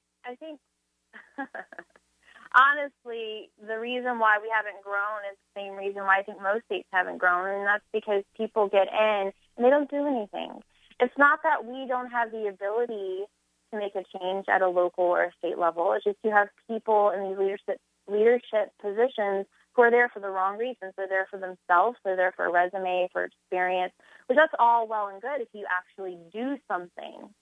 And I mean, one of the issues in Duval is that just people they're too busy, or they're just sitting on their hands, or they have information. I mean, this isn't just Duval. This is statewide. This is nationwide. You have information you can use, like, hey, over here, there's this huge group of independent voters. Let's go over there and canvass. Duh. But they don't do it. There's very basic. So you've got an activist problem. You've got a problem with people who are Libertarians in general have an activist problem. This is one of the reasons why I wanted to move to New Hampshire. I was one of the doers in Sarasota, Florida, where I grew up with the Libertarian Party. I was the one who was setting up the outreach booths at the fair, at the gun shows, at the Gay and Lesbian Pride Fest. I was the one who put those booths together. I was the one who funded them. I was the one who called the volunteers to remind them to show up, because if I wouldn't call to remind them to show up, they wouldn't show up, and then I would end up being there alone. And it was just, it was like pulling teeth to try to get people to do activism there. And so when I heard about the idea of liberty-minded people converging in one geographic area, I thought this is the right choice, because you're going to self-select the most likely to be active. If someone's going to move across the country, as the three of us in the studio have done, then they are likely to do something when they get to their destination. And Free Staters, the richest, most aromatic kind of libertarian. Hey, thanks for the call, Rachel. Hopefully we'll see you up here in New Hampshire sooner rather than later. Appreciate it. Good luck down there in the meantime. Toll-free number is 855-450-FREE. We got more than just Free Staters coming up here. Some people are members of the Shire Society. Others just don't want to join anything. They just want to come be with more libertarians and voluntarists, and this is the place. It's true. This is Dan Pilla. Do you owe the IRS money you can't pay? Are tax debts crippling you? I've defended people from the IRS for over 30 years. I've helped thousands, and I can help you too. I wrote the book on IRS settlement, and I'm telling you, there's no such thing as a hopeless case. Call 800-34-NO-TAX to finally get free of IRS debt. With the IRS's new programs, there's never been a better time to solve your problem. Call 800-34-NO-TAX. That's 800-34-NO-TAX, or my website, danpilla.com. So you've got to take a state construction license exam or certification. Can't decide on what books or what chapters to study? Discover right now how you can eliminate unnecessary books and wasted study time. At contractorexam.com, our study materials zero in on state-required test topics in an effective, multiple-choice format. So whether you're a plumber, electrician, general contractor, or other construction-related trade, contractorexam.com will help get you prepared. Visit us at www.contractorexam.com today. Every once in a while, you get information that's worth changing your life for. This is one such time. You can save up to and beyond 25% on all purchases at Amazon. You probably heard of Bitcoin and just not thought much about it. You certainly know that you can get competitive pricing at Amazon, but now you can get a 25% discount on nearly everything you need to live. I've just given you a huge raise, and all you have to do is claim it. You go to saveitpurse.com and open an account. Do this right now. Don't wait. Then you fund the account with Bitcoin. I know this sounds unbelievable, but at my house, we saved as much as 45% off of a new item on Amazon. This information is worth you changing the way you do things. Go to saveitpurse.com right now, get signed up, and cash in on the huge raise I'm offering you. 15 to 25% off of everything at Amazon through saveitpurse.com. It's saveatpurse.com. Cell 411 is a free app for Android and iOS that replaces government-controlled 911. Cell 411 allows you to preset a group of friends or private organizations to show up at any emergency. Cell 411 is a nightmare for the state because it proves their so-called services aren't needed. Cell 411 has had thousands of installs, and of course it's covered by the BIPCOT no government license. Cell 411 because your friends won't shoot you when you're in trouble. Without the government, who would build the emergency services? You and Cell 411. Get it today at getcell411.com. So you've heard all 3 hours of the latest episode of Free Talk Live, and you're still hungry for liberty-oriented audio content? Did you know that we have another 24/7 audio stream at LRN.FM? The Liberty Radio Network airs the latest episodes of some of the best liberty-oriented podcasts on the internet around the clock. In addition to recorded content, you'll also hear live shows like Free Talk Live, originating from our Keene, New Hampshire studio. So listen anytime at LRN.FM. That's LRN.FM.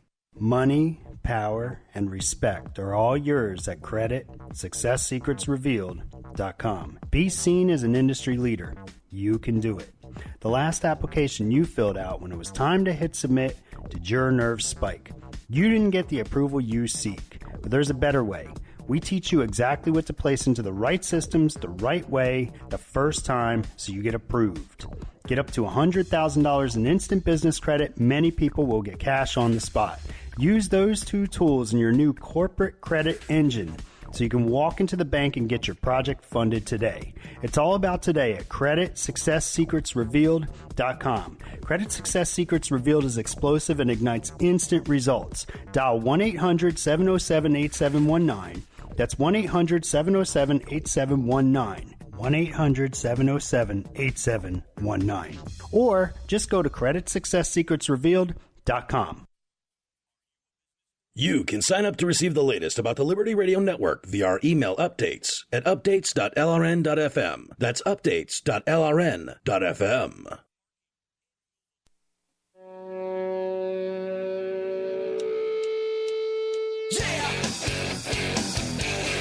It's Free Talk Live. Join us right here, toll free, and bring up any. The number's 855-450-FREE. That's 855-450-3733. We've had some great questions from the listeners here tonight. And, of course, you're welcome to join us as well and take control of the airwaves. We have Skype. Skype username is LRN.FM. We were talking about New Hampshire and reasons to move here. And you know what? There's a great movie. There's a documentary film that I highly recommend to those of you who are burned out already on this presidential election season, having seen Gary Johnson take the nomination for the Libertarian Party. There are a lot of people who, like you, Darryl, are emotionally drained. I believe that was the word. Those were the words that you used to describe yourself when you came back from the Libertarian Party National Convention.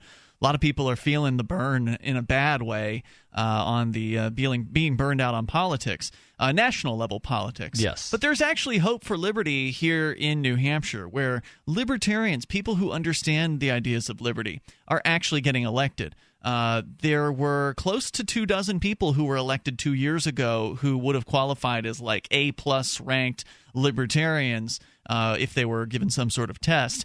And they did a great job. They ran as Republicans and Democrats because ballot access is difficult for third parties here. But the point is, there are principled people who are actually winning elections here, whereas libertarians in the other 49 states have trouble getting elected to dog catcher or soil and water conservation boards. And that's about the highest. I remember the mud board. Yep. They were. Did they ever abolish that thing in Orlando? I don't know. The libertarians in Orlando. That was their master plan. Was they were going to take over 3 positions on the mud board, and if they got those 3 positions, they could abolish it. But there was one of the soil and water commissions in Florida. I forget where, but there was one that abolished itself. Really? Okay. I'll bet that was the one in Orlando. Then. Well, no wonder Florida's on the cusp of total victory for liberty. They took over the Soil and Water Commission. But seriously, if you want actual chance at really getting elected to some decent levels of government, then I guess decent shouldn't be a word. Which you use levels with of government are decent? I don't think you. I take it back. The I take it back. Thank you. More influential levels. How about that? State representatives. We've got like 24 of them here, almost that are Free State Project participants. Others are friends of the Free State Project, and that's one of the reasons why a lot of people are moving here, is because it's a political system that you can actually win. Your typical political race here can be won with a $500 campaign budget for state rep. It costs $2 to file for state rep. As a Republican or Democrat. Right. It costs $100 to file as a governor candidate here. I looked into Florida, and I think it was like a $2,000 filing fee. It's based on a percentage of the salary. Okay. Meaning that it was $2,000 now, but if they raise the salary, it could be more. Correct. Gotcha. So big difference. Depending on what the position is, so U.S. Senate would have a much higher filing fee than state Senate or state rep. And I just looked up, it was the Lee County Soil and Water Conservation Board down in Florida that in October of 2013 dissolved itself. All right. So now what's next for the Libertarian Party of Florida? Getting to 2% in a statewide election? I mean, there really isn't much hope in that place. So go to check out the 101 Reasons Liberty Lives in New Hampshire. If you are at least open-minded enough to consider a new approach rather than banging your head up against the same old political structures that have been designed to keep you out, to keep liberty-minded people out of the seats of power. If you're sick and tired of the same old failures, then you really owe it to yourself to look at New Hampshire and seriously consider it as an option. Yes, I know it gets cold here. I get that. But we have heat. There's this miraculous invention. People have come up with all manner of different creative ways to generate heat. There's different kinds of heat sources here. And, it's possible to stay mostly warm here in New Hampshire. Go to 101reasonsfilm.com. You can watch the hour-long documentary film that is excellent. I had the opportunity to be the co-producer of this film, and I'm glad that it was given to me because I'm proud to have my name on it. 101reasonsfilm.com. Check it out. You really owe it to yourself. If you love the ideas of liberty and you're frustrated where you are, you're frustrated with the national scene, and you want to actually have a chance at success for freedom, this is the place to do it. Let's go to Riley. He is on the line in Utah. You're on Free Talk Live via Skype. Hello, Riley. Hey, Ian. How's it going for you guys? Sir. Go ahead. So I wanted to comment on a couple things. Last hour you were talking about public transportation, and Rich Paul made the comment that people in, let's say, my state, Utah, shouldn't rob anyone from New Hampshire to pay for public transportation, and I'm in complete agreement with that. And here locally, we have a bit of public transportation that I use to get around, and they are talking about raising taxes in order to fund it, which to me is not a good idea because, number one, I don't like taxes, and number two, it's stealing money it's stealing money from somebody else to pay for services that I use. I would rather find a better way to do that. Public transportation is notoriously subsidized in a lot of places where it doesn't actually from the revenues that they make from the riders. It doesn't cover the costs of running the public transportation outfit. Yeah. And what they need to do is just raise the fares so that the people who use the thing pay for the thing. But just the like argument any against that, agent. let me take the devil's advocate here, Rich. The argument against that is it's the poorest of the poor who are using public transportation. They can't afford to raise the fares. Well, it really, if public transportation is providing them a more cost-effective way of doing what they need to do, then poor people will benefit from it. But if the transportation is not providing them with a more cost-effective way of doing anything, then it's just increasing the burden on the poor because it's increasing the tax burden, it's making it hard to get a job, and there's no way that inefficient use of resources is going to benefit the poor in the long run. Well, in the long run, maybe, but it certainly seems better to a poor person to pay a quarter for a bus ride rather than $2.50. Well, today is the tomorrow that Lord Keynes told us not to worry about yesterday when he told us that in the long run we're all dead. See, I don't know why anybody would pay for a single ride on a bus. Just buy the day pass or the week pass. Exactly. And then it's cheaper in the long run because whenever I used to travel, when I worked for an airline and I traveled a good bit, I would always buy the day pass, whether or not I would actually use enough trips to where I wound up coming out ahead was irrelevant. I just didn't want to have to, every time I got on the bus, how much is this ride? How much is this? Change. Yeah, just got a pass, and I'm good for the day. Well, but so one of the reasons why people are poor is because they're not good with their financial habits. And so while your advice is well taken by me, Darryl, a poor person historically is not going to be someone who's managing their money very well in the beginning, so they probably never really even thought of buying the day pass, or if they thought of it, it was probably felt like it was out of their range because they had to go and buy beer and cigarettes. Right. Before They've got the money for the beer and the cigarettes, but not for the bus ticket. Exactly. Priorities.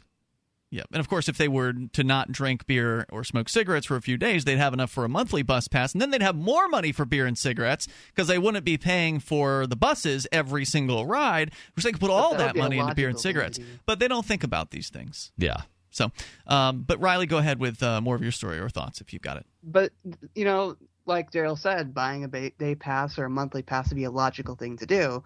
And maybe, if poor people get a welfare check the month, they should sit down and say, okay, this is what I'm putting here, this is what I'm putting there, and create a budget for themselves. Well, that would be a wonderful idea. And obviously there are services that can help people who want to seek out that. Homeless shelters have financial, in some cases, these services available to people who are interested in that. But let's talk about a bigger idea than just government transportation, which is, of course, to allow anyone to transport anyone anywhere without having to ask government permission. Now, that would, I think, make transportation much more affordable. If the government bus line is a monopoly, and it usually is in a lot of cases, yes, they should sell themselves off to the highest bidder. Maybe some private, entrepreneur will come in and buy it. But ultimately, if you, as a poor person with a car, want to go, or a van, want to go around and pick up other people and take them to work or take them, wherever it is they need to go and charge a certain amount for it, you could probably do it a lot cheaper than a full-on bus line could do. But the problem is the government is standing in your way. This is Free Talk Live. Every once in a while you get information that's worth changing your life for. This is one such time. You can save up to and beyond 25% on all purchases at Amazon. You probably heard of Bitcoin and just not thought much about it. You certainly know that you can get competitive pricing at Amazon, but now you can get a 25% discount on nearly everything you need to live. I've just given you a huge raise, and all you have to do is claim it. You go to saveitpurse.com and open an account. Do this right now. Don't wait. Then you fund the account with Bitcoin. You can buy them through expresscoin.com with a check or money order. There are other ways to get Bitcoin, but that's fast, safe, and easy. This information is worth you changing the way you do things. Go to saveitpurse.com right now, get signed up, and cash in on the huge raise I'm offering you. 15 to 25% off of everything at Amazon through saveitpurse.com. It's saveatpurse.com. Is negative content or comments on the web affecting your personal or professional reputation? Unfavorable comments, embarrassing pictures, videos, legal documents, and negative articles can ruin your personal life, your career, or your business. It happens a lot, and it's just not fair. But what can you do? ReputationDefender.com can help protect your good name. Get a free consultation now. Call 800-831-0771. That's 800-831-0771. Call right now for a free expert reputation analysis. It's easy to squash the unfair attacks with our patented system, and the analysis is absolutely free. Make the best things about you jump out in searches. Protect your personal and professional reputation, your business, and your income. Get your free reputation analysis from ReputationDefender.com right now. Call 800-831-0771. 800-831-0771. That's 800-831-0771. Or visit ReputationDefender.com today. Understanding your credit score is the first step towards managing and improving it. This is Charlie Sundstrom with your Van Dyke Mortgage Minute. The most influential component of your credit score is your payment history. Almost equally as important is the amount you owe on credit accounts. Also impacting your score, but to a lesser degree, are the length of time you've utilized your credit, the number of new accounts, credit inquiries, and your various types of credit accounts. To help achieve or maintain a healthy credit score, have a system set up to assure your bills are always paid on time. Don't max out your cards. It's better to have a high credit limit with a low balance. Never close old accounts. The age of these can actually help your credit score. But don't be afraid to use your credit. You need several accounts in order to have a credit score. Just keep the corresponding payments within your means. For your mortgage pre-approval and refi needs, start by visiting VanDykeMortgage.com. Corporate NMLS 3035. Van Dyke Mortgage is an equal housing lender. Charlie Sundstrom, NMLS 134251. LRN.FM is proud to announce our official listening apps for Android and iOS devices. Now you can easily tune into our streams anywhere, anytime on your smartphone or tablet. Just visit apps.lrn.fm or search for LRN.FM in the Android or Apple app stores. Please download, rate us 5 stars, then share the link on your social media, and let your friends and family know how you're listening to LRN.FM. Download it now, free, at apps.lrn.fm. For Bitcoin to be ubiquitous, people need to use it. For people to use it, they must have it. How can we get Bitcoin into more hands? Tipping. What if you could include a bonus Bitcoin tip along with your regular tip to a server? What if that Bitcoin tip returned to you if unclaimed after 30 days? An attractive business card Bitcoin tip that's easily claimed, gives instructions on wallets and spending, and returns to the tipper if unused. Tip.freetalklive.com. Tip.freetalklive.com. What's up next? Visit the Liberty Radio Network program guide to find out at shows.lrn.fm. That's shows.lrn.fm.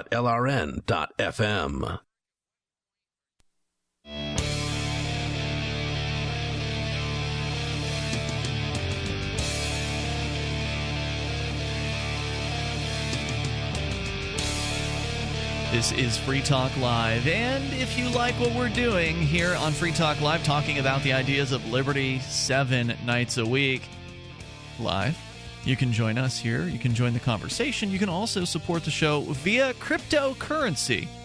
And there's a bunch of them that we accept via the Shapeshift.io app, which is built right into our Bitcoin tip page at bitcoin.freetalklive.com. You go there, you can send Bitcoin directly to the show, or if you got Ether, if you got Litecoin, if you've got one of those other alternative coins, there's a few dozen of them that you can send to us via Shapeshift.io. The Shapeshift app is built right into the page. So feel free to use that, and then we'll end up with Bitcoin because Shapeshift automatically changes whichever alternative currency you want into whatever other alternative currency you want. It's a pretty cool thing. Highly recommend Shapeshift.io. But yeah, check out bitcoin.freetalklive.com. Coming up, we'll talk about the FDA's regulations that were looking to basically crush the e-cigarette industry under the federal government's boot. And there's a surprising turn of events that involves the White House intervening in that process in what appears to be a bit of good news. We'll share that with you here in moments.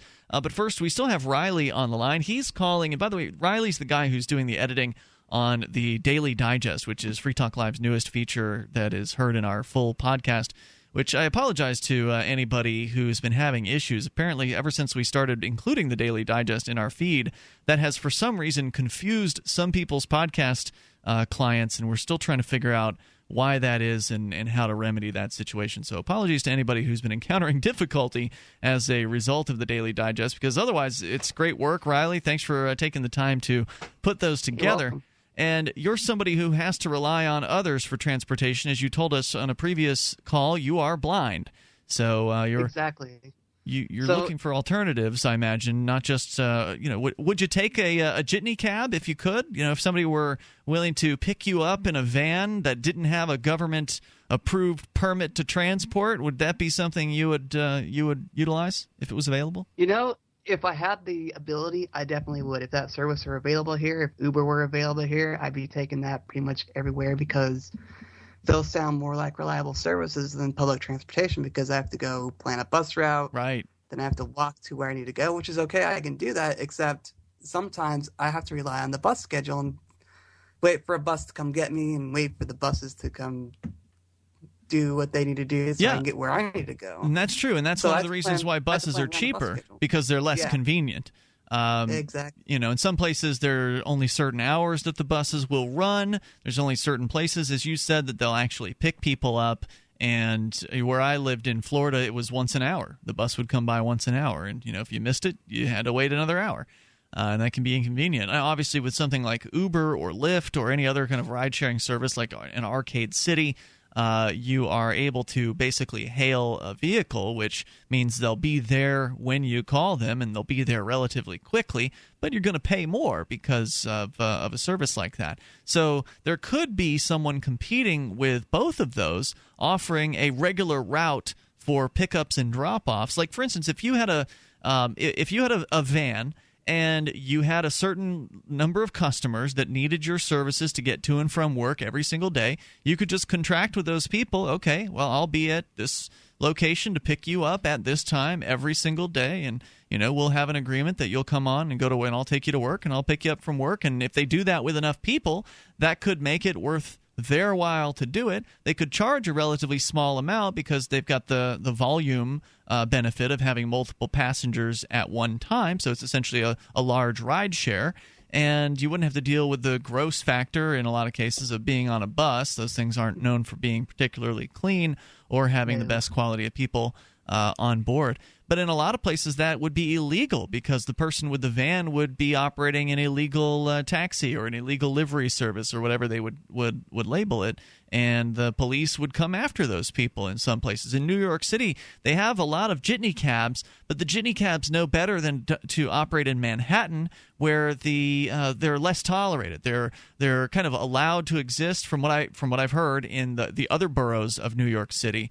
But if they're seen operating in Manhattan, then the taxi cab, whoever they are, the goon squad, cartel, the taxi cab cartel will crack down on them. So true freedom in transportation and the ability to offer transportation services would bring prices down and bring service up, and would make it so people didn't have to rely on the crappy county bus. And we even talked about something on Thursday about how the FAA shot down the Uber for airplanes. I heard about that.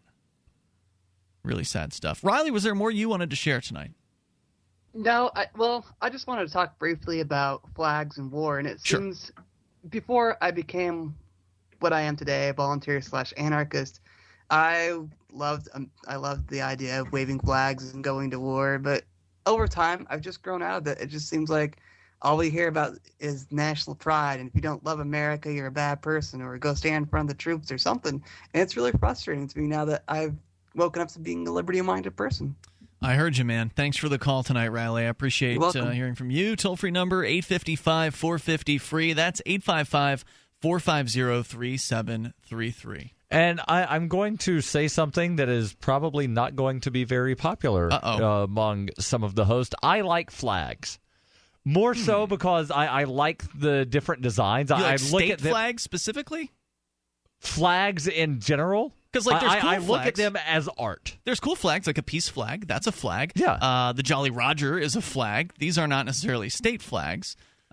The porcupine Gadsden. The porcupine, One of my favorites. Also the banana peel Gadsden. But are there state flags that you particularly appreciate? And not just state, I mean the state in general, like countries? I really appreciate the design of the Ohio state flag. Why? Just because it is so unique. What is it? It is neither a square nor a rectangle. It's what they call a dovetail. Huh, okay. And just the very unique nature of the piece of cloth that they have. Oh, okay. It sort of goes diagonally towards a little, another little diagonal cutout at the end. Yeah, it's what they call a dovetail. Huh. And, just that by its very nature, it's very appealing to the eyes. Otherwise, it's just red, blue, and white with stars. Right. But just, the shape of it makes it very appealing. The simplicity of the New Mexico state flag, where it's got the like a tribal star sort of thing in the middle. It's a very simple, but at the same time, it's slightly complex. Mm-hmm. Like it would be difficult to hand draw the New Mexico state flag, but at the same time, when you look at it, it's two colors. It's red and yellow. Yep. And it's just a very simple design. So I look at flags and I can appreciate the art that goes into them. Sure. But as far as the whole, this flag represents my country and my country's better than you, yeah, that part of it is disgusting. It's gross. But from like the appreciation of the art and learning what the different symbols mean and why they were chosen, that's very interesting to me. Let's go to Ralph. He's in New Jersey. I don't know what the New Jersey flag looks like. Go ahead, Ralph. You're on Free Talk Live. Yeah, well, we know the passing of Muhammad Ali, which didn't come as a shock for me because over the weekend we get the report from the newspaper here that his condition was worsening in a care facility in Scottsdale, Arizona. And I first know about Muhammad Ali in the Thriller in Manila. We talk about that before, guys, okay? And, you're talking about what? The Thriller in Manila. The Thriller in Manila. There was the boxing match when he was prohibited from boxing in the United States because he refused to go to Vietnam. He had to box in various places around the world. Right. So there was the Rumble in the Jungle. There was the Thriller in Manila. I see. Okay. I understand you have a pirate radio station in the Philippines. That's rumor has it. Rumor has it. Had one. Okay. Well, it's no longer operating because my understanding is that the operator had been told that because of some of the things that we have said that were not necessarily nice about Duterte that we were somehow being Would you let the guy finish his statement, Ralph? I can't hear when both people are talking at the same time. Hold on, Ralph. We'll give you plenty of chance to ramble on here. What were you saying about Duterte shutting down the radio station? Duterte did not shut down the station, but the operator was scared because he was told that we were somehow being subversive to the Filipino government. I would say we were. Because we were foreigners somehow trying to influence their election. Yeah, I would say that's an accurate statement. And considering Duterte is a man who is advocating people execute drug dealers in the streets and telling the police to just shoot people to death, then I could understand why someone would be a little intimidated by a man like that. Now, hold on, Ralph. I don't know why the hell you're calling tonight, but you can stand by. Because that animal Obama something white liberal guilty. You ruined the surprise, Darryl. Maybe hearing Ralph in New Jersey, everybody knows why he's calling in. Maybe he was going to do something different. 855-450-FREE, 855-450-3733. Still to come, the FDA, are they going to crack down on e-cigarettes, or did Obama get in the way? For Bitcoin to be ubiquitous, people need to use it. For people to use it, they must have it. How can we get Bitcoin into more hands? Well, tipping might be a great way. What if you could include a bonus Bitcoin tip along with your regular tip to a server? What if that Bitcoin returned to you if unclaimed after 30 days? An attractive business card-sized Bitcoin tip that is easily claimed, gives instructions on wallets, spending, and returns to the user if unused? Tip.freetalklive.com. Tip.freetalklive.com. Could you use up to $35,000? Whether it's for home improvement, car repairs, paying off taxes, debt consolidation, emergency funds, or any other reason, LoanUS.com can match you with a lender that can offer up to $35,000. Quick, convenient, and completely online. LoanUS.com works with lenders in all 50 states. You can get up to $35,000 as soon as the next day. Visit LoanUS.com now. LoanUS.com connects you with lenders, but is not a lender or a broker and does not make lending or credit decisions. Loans may not be available for residents of some states. APR, loan term, loan amount, and other loan details may vary. See LoanUS.com for details. This is your Robertson Roberts Brokerage Daily Precious Metals Update. In early trading Monday, gold is down $1 at $1,244 per ounce. Silver is even at $16.46 per ounce. Bitcoin is trading at $581 US. Friday's big jump in metals was reacting to bad jobs numbers and growing concern about a possible Fed rate hike. Protect yourself. Give us a call at 800-874-9760 or visit us online at rrbi.co. Free Talk Live has partnered with Amazon, the largest internet retailer. Imagine a department store category, and Amazon has it. Books, electronics, office products, furniture, jewelry, automotive, toys, clothing, sporting goods, and dozens of other categories. Now you can shop and support Free Talk Live by entering Amazon through our website. Go to shop.freetalklive.com, and Amazon will send us a portion of your purchase. You're going to do the shopping anyway, so remember to enter through our site at shop.freetalklive.com. That's shop.freetalklive.com. You're listening to the live edition of Free Talk Live. Hour number 3 is next after the news here on the Liberty Radio Network at LRN.FM. From Keene in the Shire, the Liberty Media capital of the world, this is Darryl W. Perry, host of FPP Radio News for Monday, June 6, 2016. Silver is trading at $16.48 per ounce. Gold is valued at $1,243 per ounce. And according to BitcoinAverage.com, the average price of Bitcoin is $585. Antiwar.com reports several dozen people were killed, as many as 53 according to some reports, in a new flurry of Syrian airstrikes against the al-Qaeda-held neighborhoods in the contested northern city of Aleppo. Many of the casualties were civilians. The Syrian Observatory for Human Rights issued a report putting the death toll at 32, also putting the civilian toll at 16 in a single barrel bomb strike against the Katerji neighborhood. Multiple barrel bombings were reported. The White Helmets volunteers reported at least 40 airstrikes against the neighborhoods, and some factions claiming dozens of barrel bombs alone. Barrel bombs have been intermittently used by the Syrian Air Force as cheap, albeit unguided bombs. The lack of guiding on a barrel bomb and the fact that oil barrels full of metal and explosives were never meant to be bombs in the first place means they tend to careen off course and have often caused large number of civilian casualties. For nearly 40 years, Roberts & Roberts Brokerage has been a trusted source for buying and selling precious metals like gold and silver. They also take Bitcoin for precious metal purchases and have permanently removed the minimum purchase amount for all orders paid in the digital currency. Call Roberts & Roberts today for knowledgeable advice on buying and selling precious metals and a forward-thinking approach to new technologies. 800-874-9760 or visit online at rrbi.co.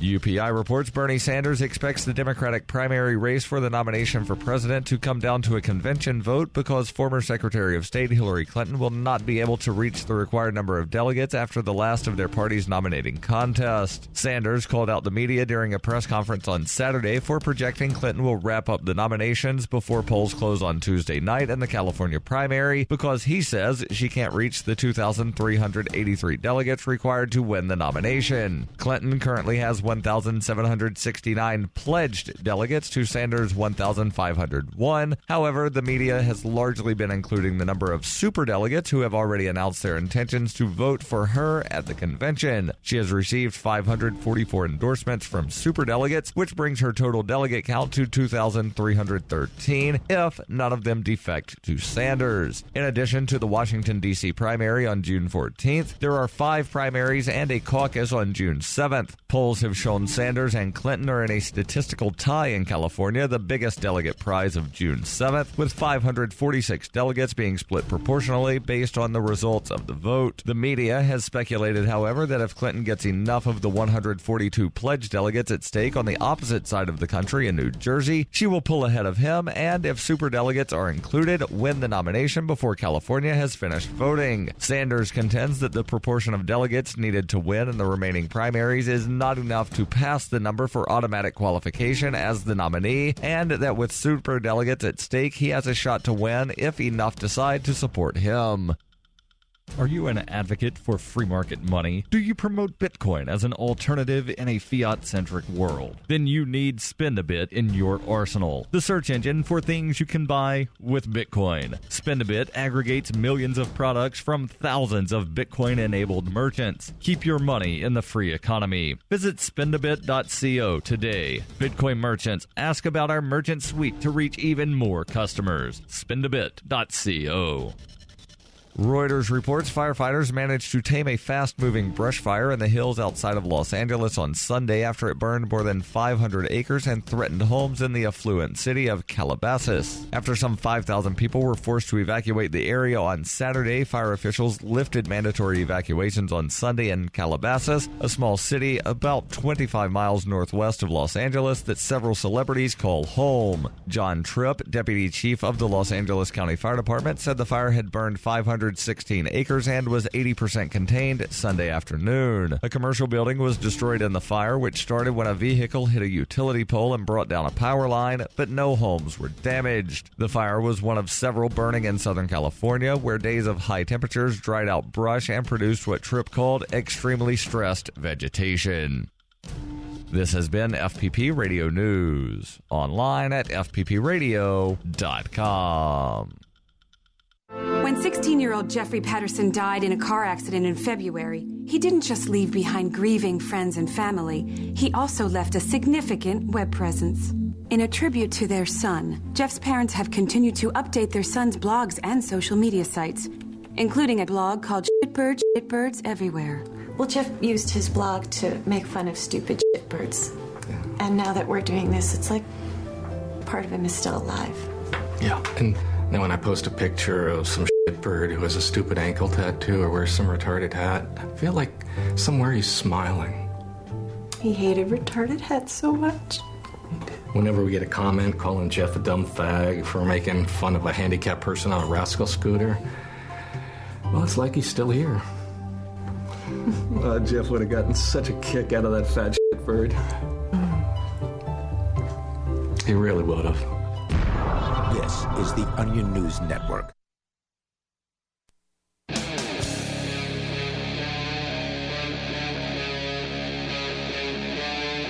Free Talk Live.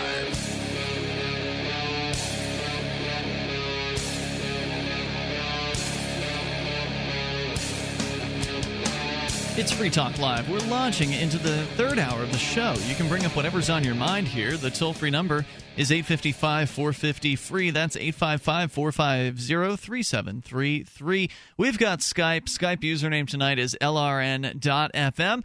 And the FDA preparing to crack down on e-cigarettes, but has the White House stepped in the way of the FDA's plot? We'll share that with you here. With you in the studio, it's Ian, Rich Paul, and Darryl. But first, Ralph is on the line with us in New Hampshire, or New Jersey. Ralph, go ahead. As I said before, I left a lasting impression in that country, in that there is a shopping mall, in that country. Which country? Named after Ali. It's called the Ali, A-L-I, Mall, M-A-L-L. You're talking about in the Philippines? Yes, okay. Ali Mall. Prior to that, we do not have Wait, did you just say animal? What was that apropos of? Well, we do not have any prior to that. And there has been a boom, building shopping malls here, there, and everywhere in that country right now, after that. And this was from the suggestion of Ali, over a wealthy, family that own a large real estate holding there, including the arena where the boxing match took place. Okay, the arena is still there today. I'll give you an idea. It's more like the Madison Square Garden in New York. Okay, he suggested to the wealthy family in our country, if you want to honor my visit to your country, you should build a mall in here, and you should name it after me. See, he was not shy about. Now, does the stadium have anything to do with the mall, or is the mall separate from the stadium? Yeah, no. It's the same holding company or holdings. The stadium and the mall. Owned by the same company, but two different locations? It's owned by the same. That's correct. Owned by the same company. Now let's go on with Obama. Okay. I thought for a moment we were only going to talk about Muhammad Ali for a moment there, and now you want to talk about Obama. Well, all right. You've called to tell us what about Barack Obama? What new information are you going to bring to the table tonight? Well, Satan really don't have anything on this man, even though he's in this. Satan doesn't have anything on him? Is that what you said? Yeah. Satan. Well, even though he is under the influence and he is indoctrinated into the satanic, ways. When you say Satan doesn't have anything on him, does that mean that Obama is worse than Satan, or that Satan doesn't have any dirt on Obama? He is the very Obama is Satan. He is. He's a manifestation. Now, when you say Satan, you're talking about a great big red guy who's sleeping with Saddam Hussein? Is that really it? No. I'm talking about the production. I'm talking about the production by South Park? Yeah, that's South Park. The production by Roma Downey and Mark Burnett in the History Channel I think that was called the Bible Story. And of all the people that they could cast for the character of Satan, they define a look-alike of Obama. All right, so Ralph, I want to know how you feel about the FDA's proposed regulations to basically crush the e-cigarette business. The cigarette. Well, why stop there? Also go after the obese people. I mean. No, wait a minute. So you support crushing e-cigarettes, making it so that people have to buy cigarettes if they want to use nicotine, that they can't use the e-cigarettes? By now, come on now. By now, you should know that this man Obama has a certain way about him of imposing things on people, turning them off, pushing the wrong button on them, or robbing them the wrong kind of way. I mean, but I want to know what you think. I want to know what you think about the issue of the government, the FDA, stepping in and regulating e-cigarettes, basically regulating these companies out of business. Now, how do you feel about that? That's the Obama way. That's the Obama so way. You think Obama supports that, but it turns out the White House is stepping in the way of the FDA. Right, no, it's all a ruse. Obama secretly supports it by opposing it so that it then goes through Congress because Satan. He's a tricky one. Satan is an animal. Thanks, Ralph, for your call tonight. All right, maybe tomorrow night. Thanks for the call. Toll-free number 855-450-FREE. That's 855-450-3733. The White House has deleted language, according to Reuters, in a recently introduced tobacco regulation that would have removed flavored e-cigarettes from the market until they had been authorized by the Food and Drug Administration, according to an edited version of the document. On May 5th, the FDA released a final rule extending its tobacco authority to include e-cigarettes, pipe tobacco, cigars, and hookahs. The rule becomes effective in early August. Under the rule, companies must seek marketing authorization for any tobacco product introduced after February 15th of 2007. The rule gives manufacturers a grace period of up to 2 years to submit marketing applications, during which they can continue to sell their products. They can sell them for an additional year while the FDA completes its review. As submitted by the FDA to the White House Office of Management and Budget, the rule gave a grace period for flavored products of only 90 days after the rule became effective. Public health advocates have long called for flavored tobacco products to be banned, saying flavors such as Bazooka Joe bubblegum and cotton candy are designed to appeal to children. The FDA provided pages of data and scientific studies in support of its plan, noting, quote, a dramatic rise in youth and young adult use of typically flavored tobacco products like e-cigarettes and water pipe tobacco, and continued youth and young adult use of cigars, unquote. The Office of Management and Budget, OMB, deleted both the FDA's planned policy and the rationale for the policy. White House spokesbureaucrat Emily Kane said the OMB, quote, does not comment on changes made during the interagency review process, unquote. The FDA also does not comment, according to the FDA spokesbureaucrat. In the originally submitted rule, the FDA said it recognized that numerous flavored products would come off the market within 180 days of the rule's publication, and that this will significantly impact the availability of flavored tobacco products, at least in the short term. But it said the move was an important one because tobacco products with flavors, blah, blah, blah, are attractive to young people, etc., etc. So then they go on to talk about how the president of the American Lung Association is troubled that the safeguards were stripped. So I don't think that this is getting rid completely of the FDA's regulations on e-cigarettes, but it's really hard to understand what exactly has been changed. It says the OMB deleted the planned policy and the rationale for the policy, specifically of the FDA requiring this marketing authorization for tobacco products introduced after February 15th of 2007. Does that mean that the entire FDA e-cigarette plan is gutted? Or is there just a certain portion of it that has been pulled? And unfortunately, no one's talking about it. Somebody just noticed that there was a difference between one version of this thing and the other version of this thing, and that made headlines. Thank God for somebody reading two different versions of a 499-page Is it that many pages? Yes. Wow.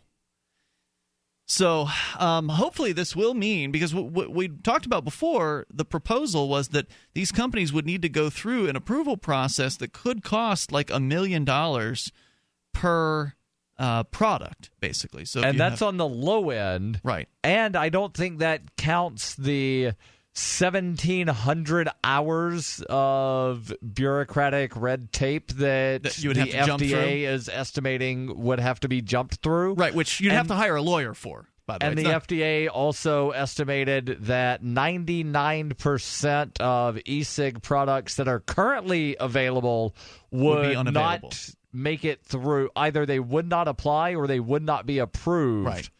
Meaning that this $3.4 billion industry would suddenly drop down to like a $300,000 industry.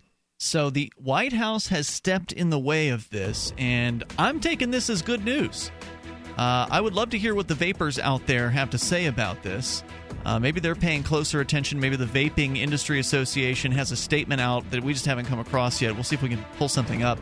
The toll-free number is 855-450-FREE, because this was going to kill. The FDA was going to extinguish the e-cigarette industry, which has led to people quitting cigarettes. It's been incredibly beneficial for folks. Free Talk Live.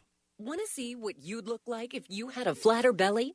Now's your chance, because for a limited time, we're giving away free trials of New Biotics, the new discovery that flattens bloated bellies fast. But hurry and call now while we're still giving it away for free. 1-800-981-5276. Strict limit of 1 free trial per household. These free trials are reserved for anyone, male or female, who's looking for maximum belly flattening in minimum time. New Biotics is scientifically formulated with natural ingredients to flatten bloated bellies fast by cleansing pounds of rotting food and toxic sludge from your body. It even combats periodic heartburn and acid reflux. So just think how much better you'll look and feel. Want to see what you'd look like with a flatter belly? Now's your chance. But hurry, call now for details while we're still giving these trials of New Biotics away for free. 1-800-981-5276. That's 1-800-981-5276.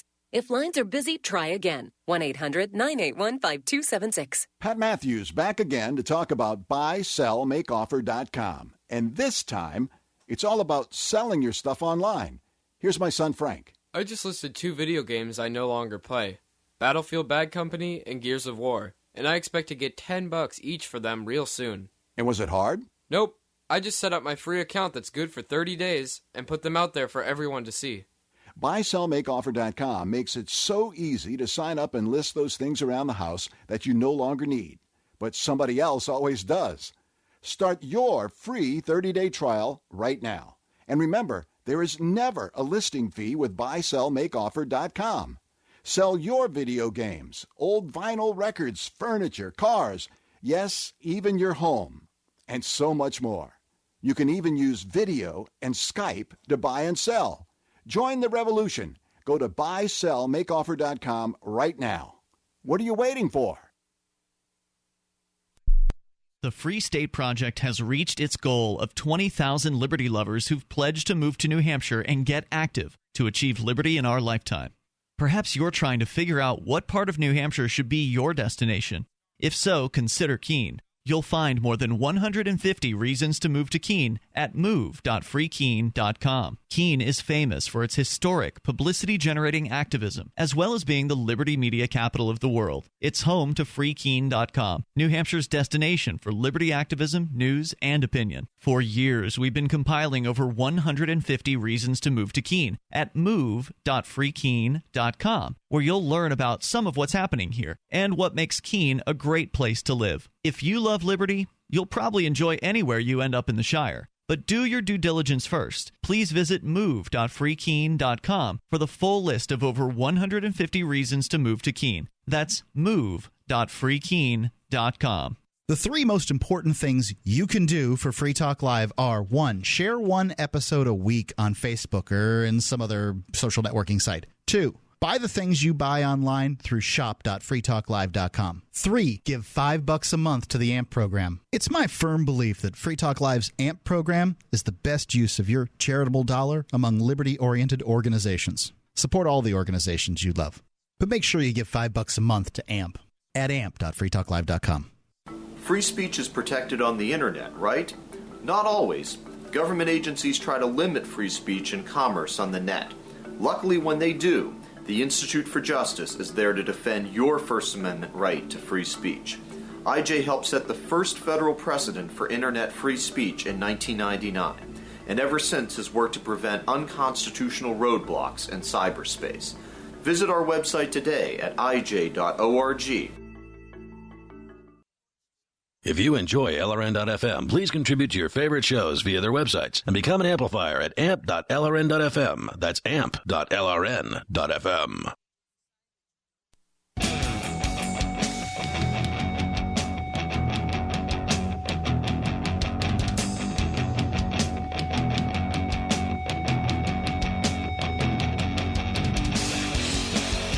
It's Free Talk Live, and you can bring up whatever you want. If you're a vapor, you're somebody who uses an e-cigarette, and you're connected with the business, you're connected with the industry, you follow the news about it, would love to get you to weigh in on this story about the Office of Management and Budget in the White House deleting pages from the FDA's planned policy to regulate e-cigarettes, the flavored e-cigarettes.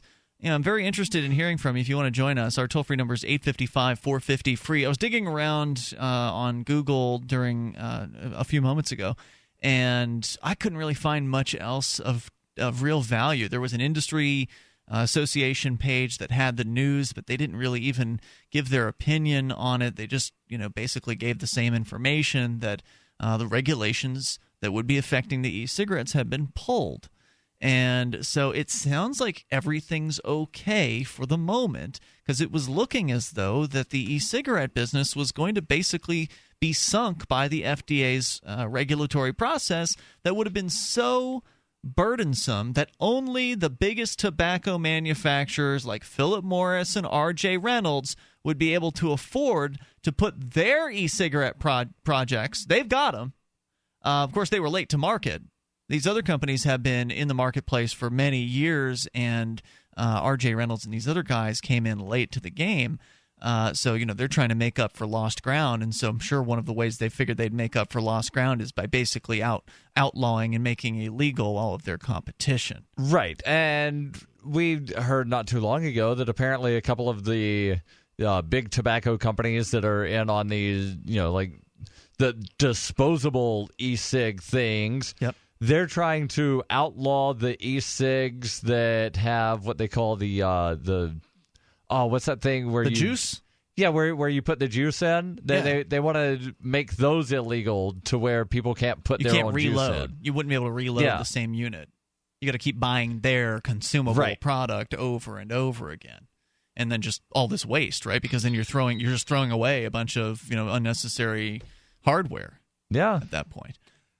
Any idea what their excuse for that might be? They were claiming that the juices were dangerous. It's true. And if they get in the hands of children, then blah, blah, blah. I mean, those are valid concerns. Yeah, and you could kill somebody. Are also dangerous, and if they get in the hands of children, you could kill somebody with e-juice, as I understand it. It's pure nicotine, basically, and that's with cigarettes. Well, over the long term, scissors.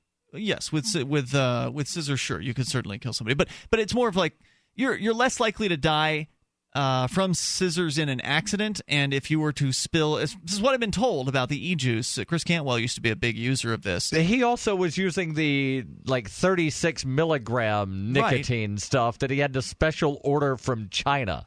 Yeah. Either way, though, if you were to spill that on your skin, it would absorb through your, the pores in your skin and could poison you. Could possibly kill you. So I get the concern there, but all that said, there's a lot of dangerous things out there for kids, and parents shouldn't be allowing their kids to get access to their e-juice and squirt it all over themselves. That would be a terrible idea. Don't let them drink it. That would probably be even worse. But now, and also don't hand them a bottle of Tylenol. Don't hand them an open container of bleach and say, have fun, dude. Exactly. So anyway, I'm glad to hear this. And, of course, it's all going to be speculation as to why the White House stepped in the way of the FDA. My best guess, Obama is a smoker. And maybe he's trying an e-cigarette out. Maybe Obama is trying the e-cigarette method of quitting smoking. It works for people. People have been able to. Now, I know, Rich, you were saying earlier tonight that it's still hard for you to quit the actual smoked cigarettes, even though you've made sort of a move toward the e-cigarette.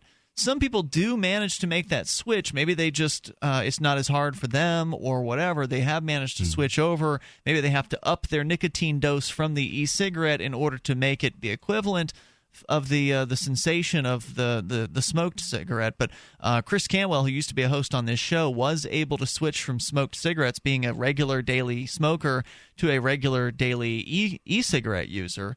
And he did start at a very high milligram content level, and has since, I believe he just announced recently, he has weaned himself off of nicotine entirely at this point. He's stepped down his amount in the milliliter count of the nicotine for his e-cigarette down to 0. And it took him a couple years to do it, but he's there. So, I mean, there's no doubt that this is a technology that is helping people around the world quit smoking, and maybe Obama did something right here.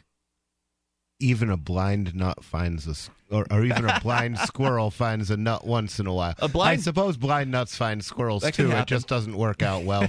It's also the early worm that gets the bird. People forget about that. Let's go to James in Arizona. You're on Free Talk Live. Hello, James. Christopher Cantwell, the capitalist pig that he is, you should be ashamed of making him a U-boob tube star. Ian Bernard. You're saying I made Chris Cantwell a YouTube star? I should like to have a conversation with you and your so-called. I think you're giving me way too much credit if that's what you're saying. Chris Cantwell was popular on his own without my help. Right. Nobody had ever heard of him until he was on Free Talk Live. But That's anyway, not true, actually. He was not pretty well watched on the internet. He had blogs go viral in a lot of cases. Right, and yeah, I think his Alexa rank is actually higher than Free Talk Live right now.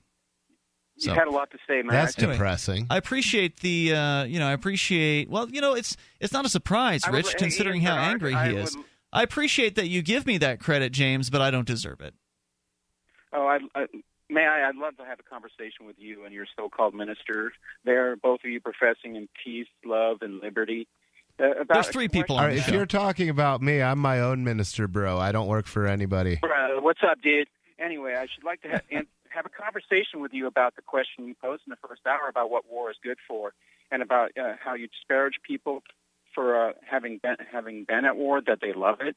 I can think of nothing more that my own father detested more than war itself. But today is a sorrowful anniversary of thousands of Americans who have loved that flag that Rich Paul says they were brainwashed into loving. You know, that degenerate pothead dirtbag right there. Western Europe now is a wonderful place to live, not to mention South Korea, are free of an iron fist of true believer status that actually did love war and did commit mass murder wantonly, that is, and did whatever they want and took whatever they want and did whatever they wanted, people that the natives of the countries they invaded. And it took years before they were sent back to where they came from. And millions of people suffered. But not for all, though. Again, Western Europe's a wonderful place to live now.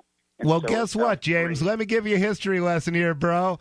In World War II, never would have happened if the United States had not intervened completely unnecessarily in World War I. World War I led to the Treaty at Versailles. The Treaty at Versailles led to economic collapse in the Weimar Republic, which led to the rise of Hitler and the creation of the horrors that you described. So survey says, but thanks for playing the game. Thanks for the call. Toll-free number 855-450-FREE. That's 855-450-3733. The United States should stay out of wars as a governmental policy, but if you want to go over and fight somebody else's battles for them in another country, by all means, you should do that.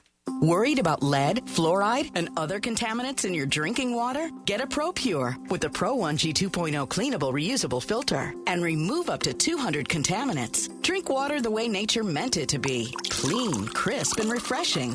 See the complete line of ProPure products, including the new ProMax shower filter. There's a ProPure for you. Visit your authorized ProPure dealer for details or ProPureUSA.com. That's ProPureUSA.com.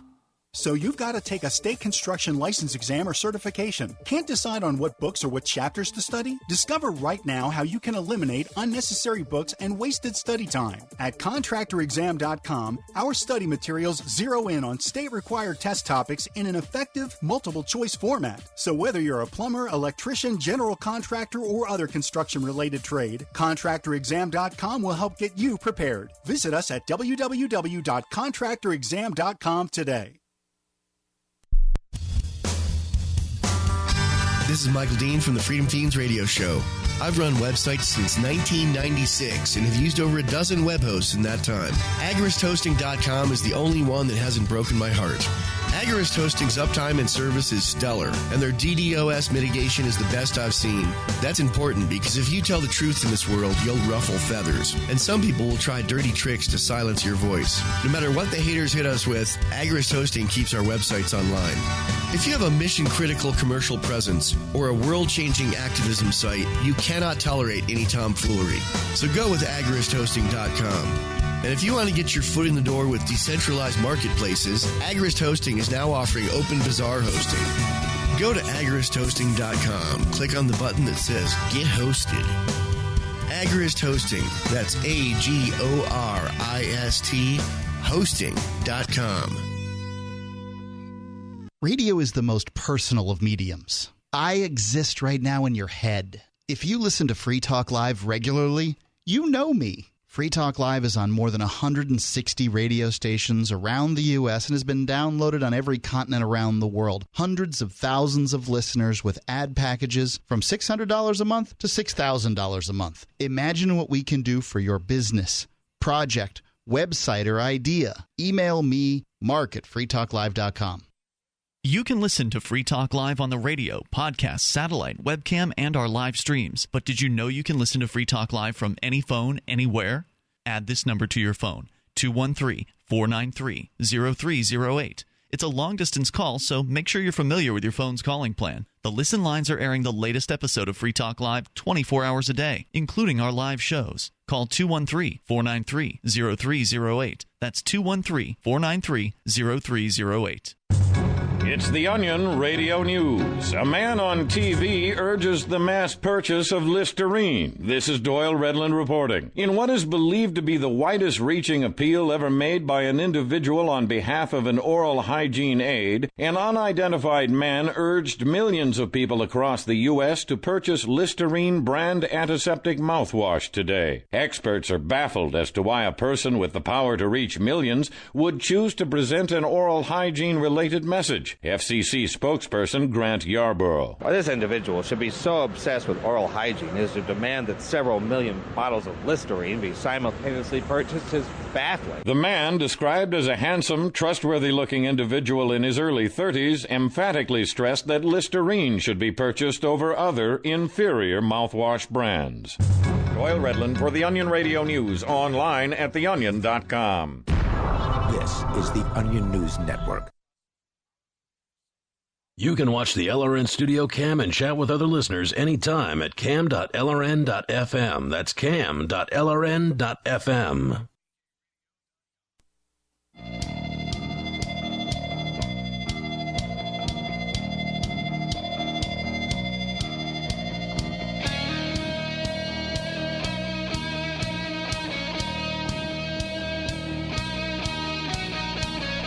It is Free Talk Live, and we invite you to join us here. The toll-free number is 855-450-FREE. That's 855-450-3733.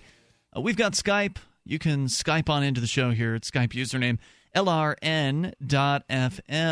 And if you want to be entertained for about an hour and a half, I recommend you check out Derek J's Victimless Crime Spree at victimlesscrimespree.com. It is a great documentary film that is fun, and it's sad, and it will create emotions within you, hopefully, of a wide variety during the 90-minute runtime that you have. If you don't have 90 minutes, there is an hour-long Film Fest edition of the movie that you can watch as well. Go to victimlesscrimespree.com. There's also a 10-second version that I put together. You made that one, right? I think I put it up on YouTube. I'm not sure. I'm checking right now. So, victimlesscrimespree.com. We didn't link to the 10-second version there, but you can find the other ones. And they're all free. So take control of the airwaves. Bring up whatever you want. Darryl, we've been talking about prohibitions here. We've been talking about cannabis earlier in the show. We talked about e-cigarettes just a few moments ago. And, of course, we know that as libertarians, the state loves prohibitions because it can just make something or plant or whatever illegal and then just move a bunch of people into jail cells over it. But there's one politician or somebody that you're going to tell us about here who thinks there aren't enough people in jail cells in the United States, even though the United States has more people in jail than any other developed nation in the entire per world. capita. Yeah. So go ahead with the story, and where's it coming from? The story comes from Politico, and it's several weeks old. Senator Tom Cotton from Arkansas, middle of May, slammed his colleagues' efforts to pass sweeping criminal justice reform, saying the United States is actually suffering from an under-incarceration problem. This is a new one. I've never heard this before. Cotton, who has been an outspoken critic of the bill in Congress that would reduce mandatory minimum sentences, smacked down what he called baseless arguments that there are too many offenders locked up for relatively small crimes, that incarceration is too costly, or that, quote, we should show more empathy towards those caught up in the criminal justice system, end quote. Cotton said during a speech at the Hudson Institute, take a look at the facts. First, the claim that too many criminals are being jailed, that there is an over-incarceration, ignores an unfortunate fact. For the vast majority of crimes, a perpetrator is never identified or arrested, let alone prosecuted, convicted, and jailed. Yeah, that's because the cops are too damn busy going around arresting cannabis users. Law they don't enforcement have time to enforce any other laws. He adds, law enforcement is able to arrest or identify a likely perpetrator for only 19% of property crimes and 47% of violent crimes. If anything, we have an under-incarceration problem. Well, I share some of his concerns. I don't agree with him that there's an under-incarceration problem. There's way too many people that we have a wrongly incarcerated problem. Yeah, I talked to Rick Van Wickler, who you know, Rich. He is the superintendent of the local Keen Spiritual Retreat, as we like to call it. It's also known as the county jail, and he's a member of Law Enforcement Against Prohibition. And I asked him once how many of the people in his facility did he believe should not be in his facility, and he said at least 40%. Only 40. At least 40%. It would depend, I think, given at any given month, who's being kept in there.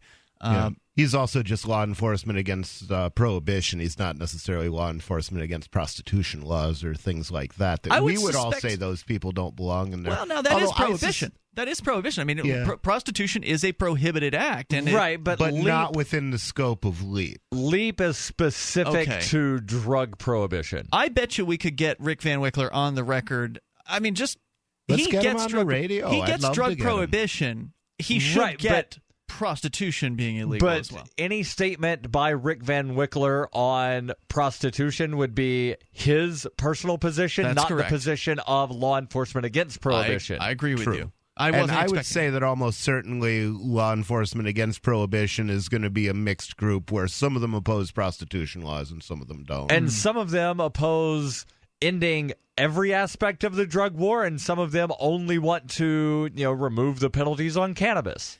Well, the official position, as I understand it, of law enforcement against prohibition is to support state legalization, meaning that the state would then take control of distribution, regulating distribution. Right, but some only want taxing. it to be cannabis, and others want all aspects of the drug war to be That's done news away to with. me. I would say that the people who only want it to be cannabis are breaking from the official line in that case. If they are spokespeople for the organization, I didn't say spokespeople. Okay, I just said the members. Just the members. Okay, gotcha.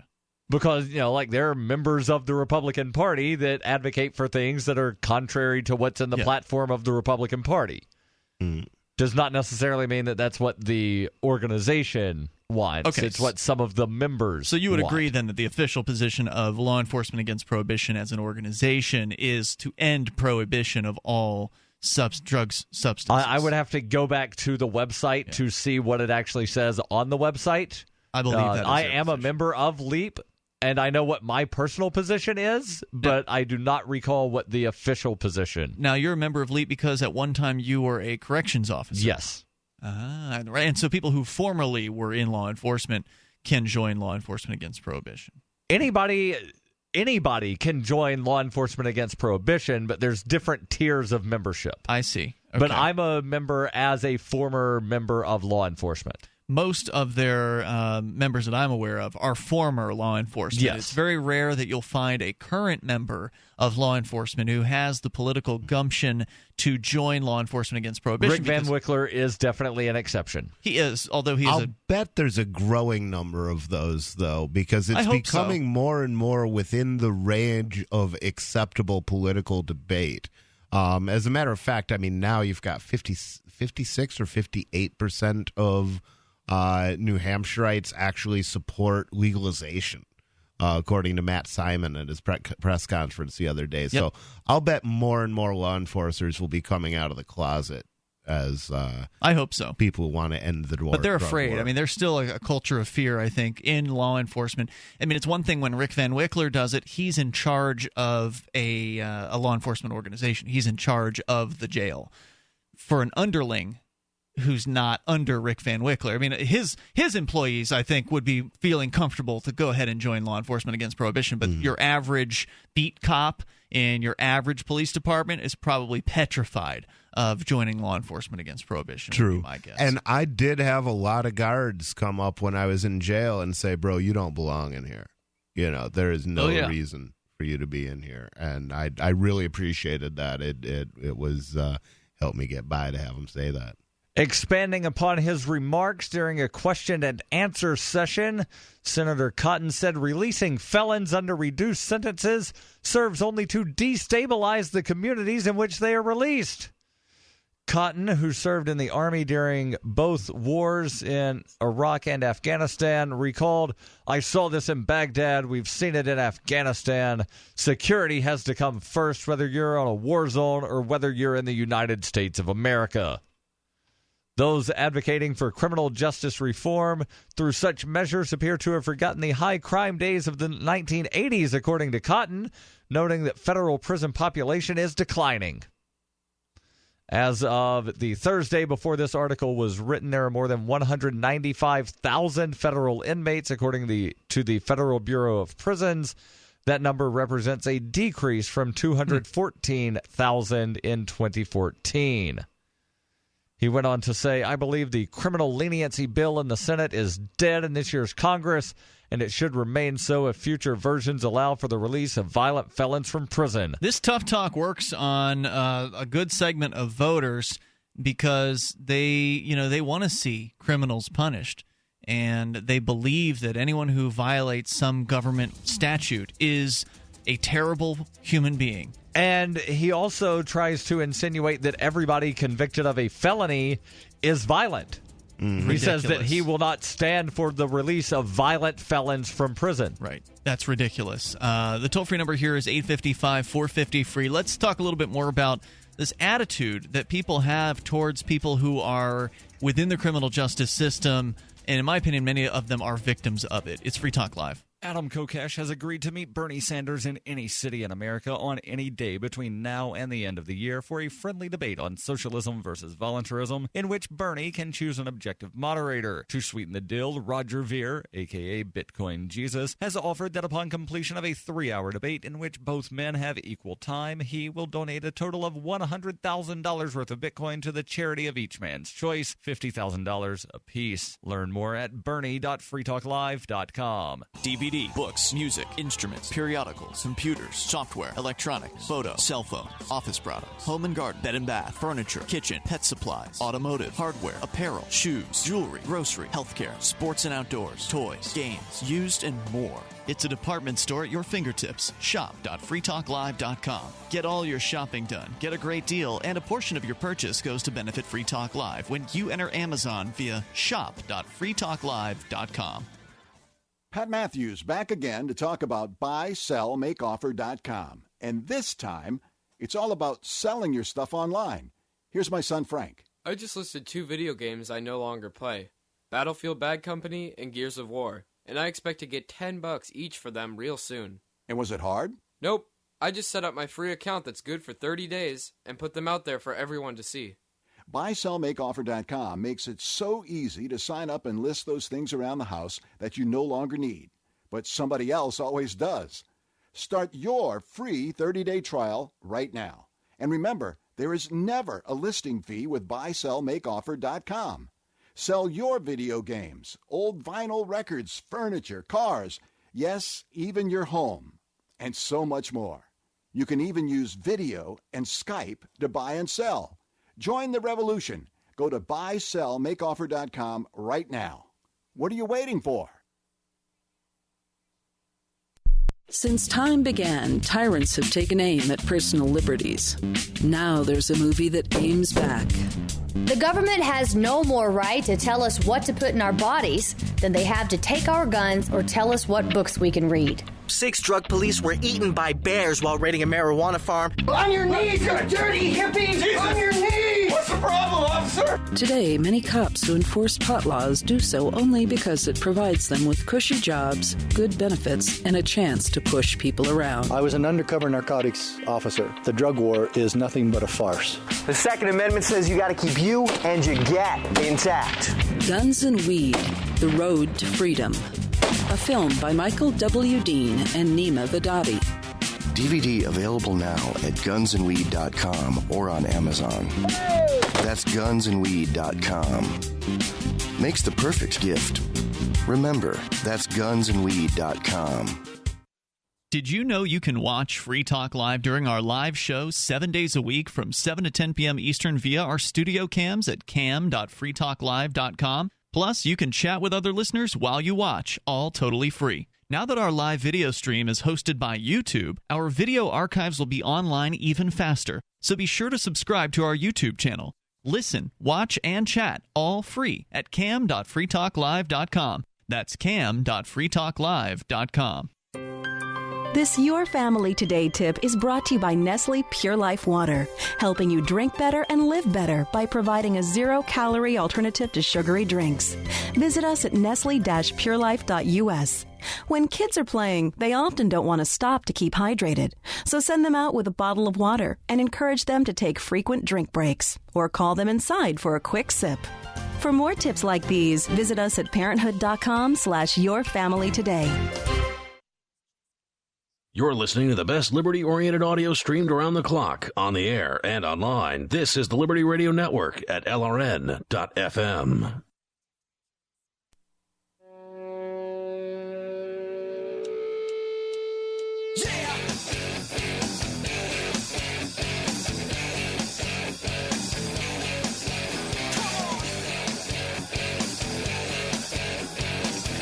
It is Free Talk Live. You may join us here.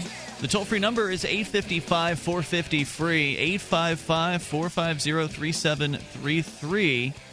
And don't forget to check out more about Darryl on his website, DarrylWPerry.com. There's a special announcement coming soon, Darryl, that you'll be making. Where will you be making that announcement? It will be on DarrylWPerry.com. It will also be on FPP.cc. Okay. As well as the new URL that is being created that I will not give out over the air right now because that would totally give away the secret. What about freekeen.com?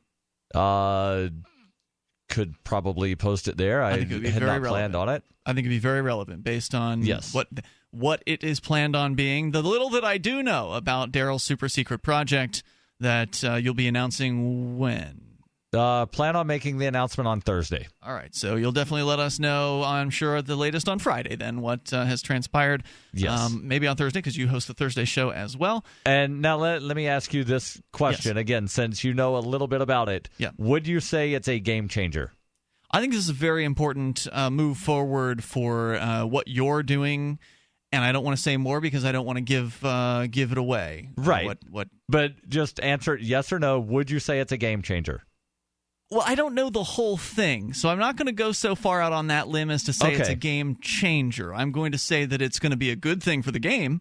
Yes. So I'm looking forward to it. I think it's... Yeah, it's one of these things to where a couple of people know parts of what is happening, and I think there's one or possibly two people other than myself that know everything, and I forget who I had necessarily told what to. I know how it is. Also, check out Rich Paul on the Church of the Invisible Hand at invisiblehand.church. Rich, what's going on over in your world right now? Well, the biggest thing is I was arrested for cannabis possession a couple weeks ago. A hearing coming up, right? I've got a hearing coming up a week from tomorrow, and I've got a defense fund that's at gofundme.com/NH420. And cannabis is a sacrament of my religion. The cannabis that I was carrying was actually property of the church. It was a holy relic of the church, and we want it back. And if I win this case, it could... If you can get it back, that'd be awesome. If I could get it back, I will kiss myself. I'll find a way. I remember when Derek J. was on his self-imposed exile. Yeah. He got a letter in the mail, and it was from Keene Police. So I called him up. Hey, Derek, you've got a letter from the Keene Police. Do you want me to open it and read it to you? He said, yes, please. So I opened it, and it was a thing of possibility of returning evidence, cannabis. And I said, what do you want to do with it? Do you want to tell them you want your cannabis back? He said, no, just throw it away. Yeah, I thought it was that they were going to destroy the evidence or something like that. They were going to destroy it unless he requested to have the evidence returned. Which would create a motion in the court or something like that. Yes. Wouldn't exactly happen right away. Right, but still. At all. Yeah. Could you imagine how interesting it would be to motion, yes, I would like you to return my cannabis to me? Well, I think this is going to be an interesting case for you, Rich, and Bud, who's also your co-defendant. He was arrested at the same time. We had him on the show last week. You're going to be taking this from the religious freedom perspective, and that helped, I believe, when it came to the Doug Darryl case. If you recall, Doug Darryl is the big victory that we had here for jury nullification. Jury nullification, for the most part, has been striking out when we've tried to do it. In your first case for the cannabis sales, also there was an acid sales charge or a purported LSD charge in there that kind of muddled the water a little bit with the jury. But, in that jury case and in a few other jury cases, the juries have returned guilty verdicts, even though we've informed them about jury nullification, which is a juror's right to vote not guilty based on how they feel. But then there's James Cleveland, too. James Cleveland was a mixed bag because they hung on one charge and they dismissed the other one. So that was pretty good. That was sufficient, though, because the hung charge was not returned.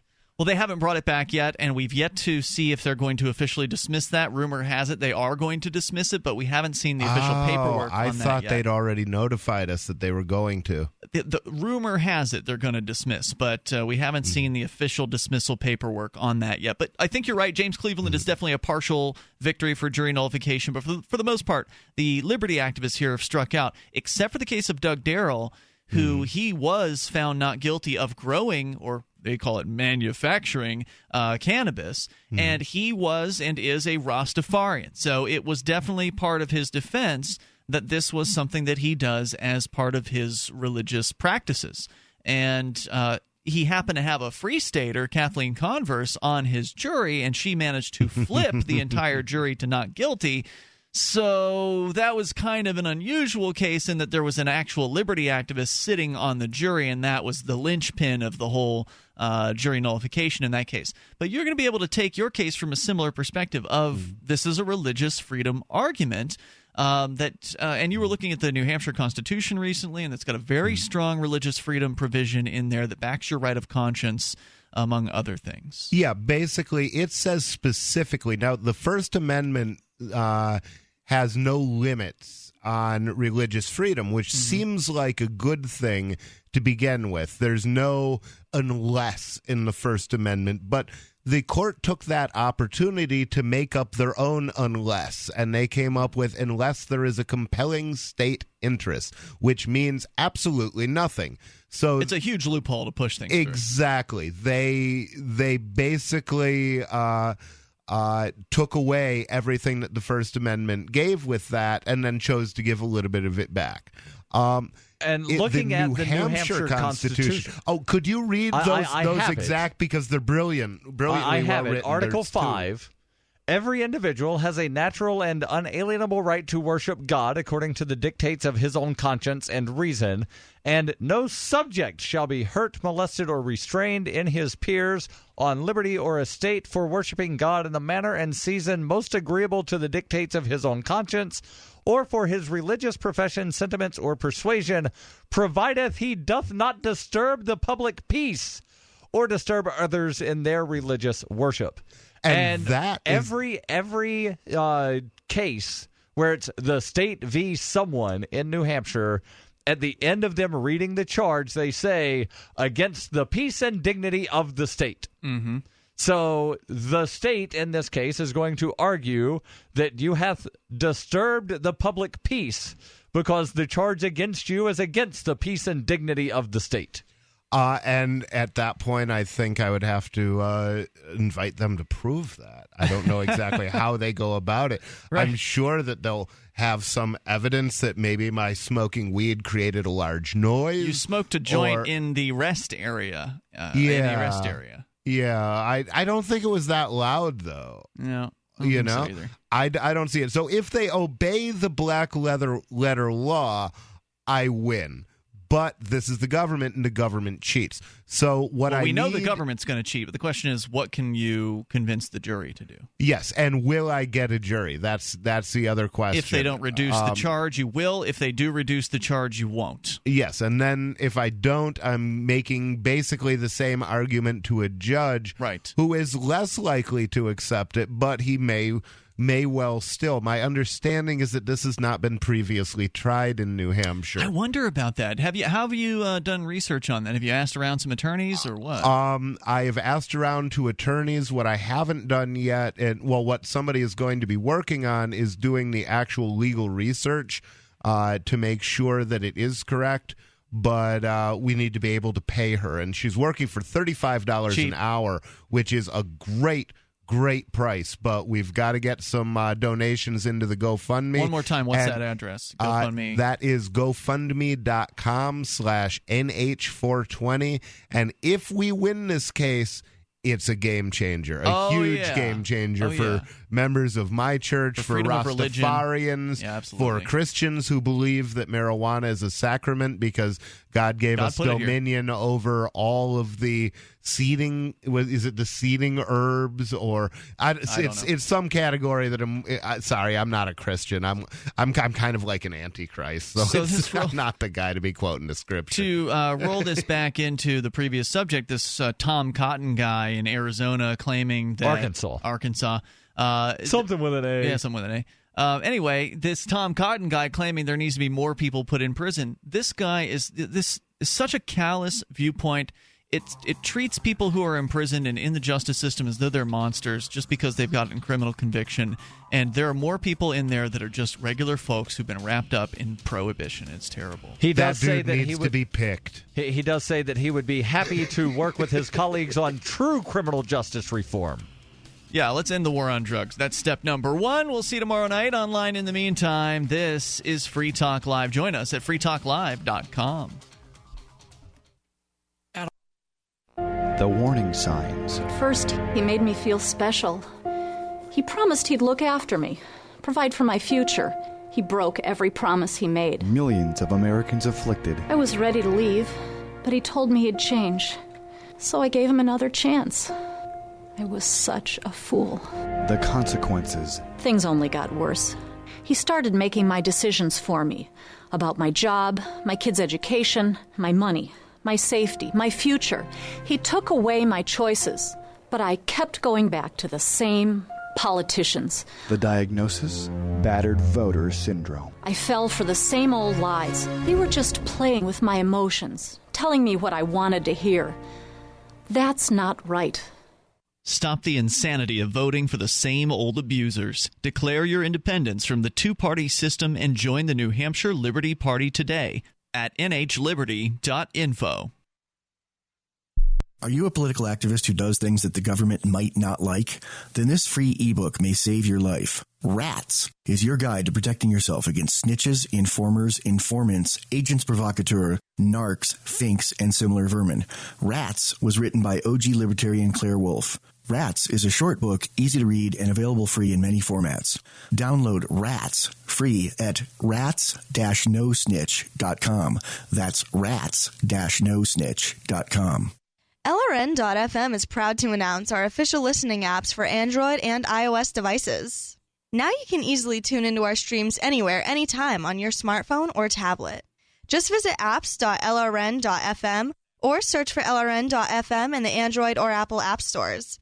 Please download, rate us 5 stars, then share the link on your social media, and let your friends and family know how you're listening to LRN.FM. Download it now, free, at apps.lrn.fm. This is the Liberty Radio Network, broadcasting the latest liberty-oriented audio content 24 hours a day at LRN.FM. You're listening to The Voluntary Life, where you can hear ideas for finding freedom in an unfree world. Visit thevoluntarylife.com to connect with the show and hear all past episodes. Here's your host, Jake. Hi, it's Jake here. Welcome to The Voluntary Life. This week's episode is part 6 in the series on thinking rationally. This week I'm going to be responding to listener feedback. I've had loads more great feedback about this series. Thank you so much for all of your comments and feedback and support. I really appreciate it. And I'm not going to be able to tackle all of it on the show because there's too much. So what I'm going to try and do is give you a bit of an overview of the kinds of feedback that I'm getting. And I also want to tackle a couple of questions that have come up, which I think would be helpful in clarifying what the point of this whole series is. Why are we talking about thinking rationally? What's the value in your life for this subject? So that's what I want to focus on in this episode. But I have had a lot of feedback about this topic. And as a bit of an overview, there's 3 kind of broad areas of feedback that I'm getting. Firstly, I'm just getting a huge amount of support, and I really, really appreciate that. A lot of people have written to me and told me that they're really enjoying this series. And I just want to highlight a couple of these from people who donated to the show specifically in response to this series. And I really appreciate that. I got a very generous donation from a listener called Debbie. And Debbie says, "Hi, Jake. I just wanted to let you know that the Rational Thinking series is great. And I also just listened to the How to Think for Yourself podcasts you did some time back. Not sure how I missed them. I sent links to both to my kids in the hope that they will listen to them too, as I think they would like them. I'll let you know if they do and any feedback I get, Debbie." Thank you so much, Debbie. I really appreciate your donation and your support. And I look forward to hearing what your kids make of the series. The episodes that Debbie was referring to are the current series on Thinking Rationally, and she also mentioned the How to Think for Yourself series, which is episodes 211, 212, and 213. And I referenced those in this Thinking Rationally series. I also really appreciate getting a donation from Sam, specifically in response to this series. Sam said, "Great episode 244, Jake. Your arguments are so well thought out and backed up by facts. Love the topic." And he gave me a donation, and Sam was also kind enough to leave me a review on iTunes, which is a big help. Thank you so much, Sam. I really appreciate the donation and the review on iTunes. And for anyone else who wants to help out the show, if you can donate, that is a huge help. And if you get a chance to leave me a review on iTunes, that's also a big help too. So that was one kind of feedback that I've had about this series. I've also had loads of really intelligent questions where people have asked me to explain more about one of the points I made or add more about a certain aspect of a subject. And I hope to do another show answering those questions in future. But this week, what I'm going to tackle is a couple of questions that I got back, or comments really that I got back, which I think provide a useful opportunity for me to help clarify what the point of rational thinking is, as far as I'm concerned, and why I'm doing this series, and what help I hope it is for you. So first of all, I'm going to read out a bit of feedback from someone. And again, as I said before, when I'm doing these detailed comments, I'm just going to make up names for people. So we'll call this person Basil. And this is the feedback that I got from Basil in response to the Thinking Rationally series. This actually came out after part 3, which was about anti-rational ideas. And Basil says, "A lot of philosophizing is really just wasted effort.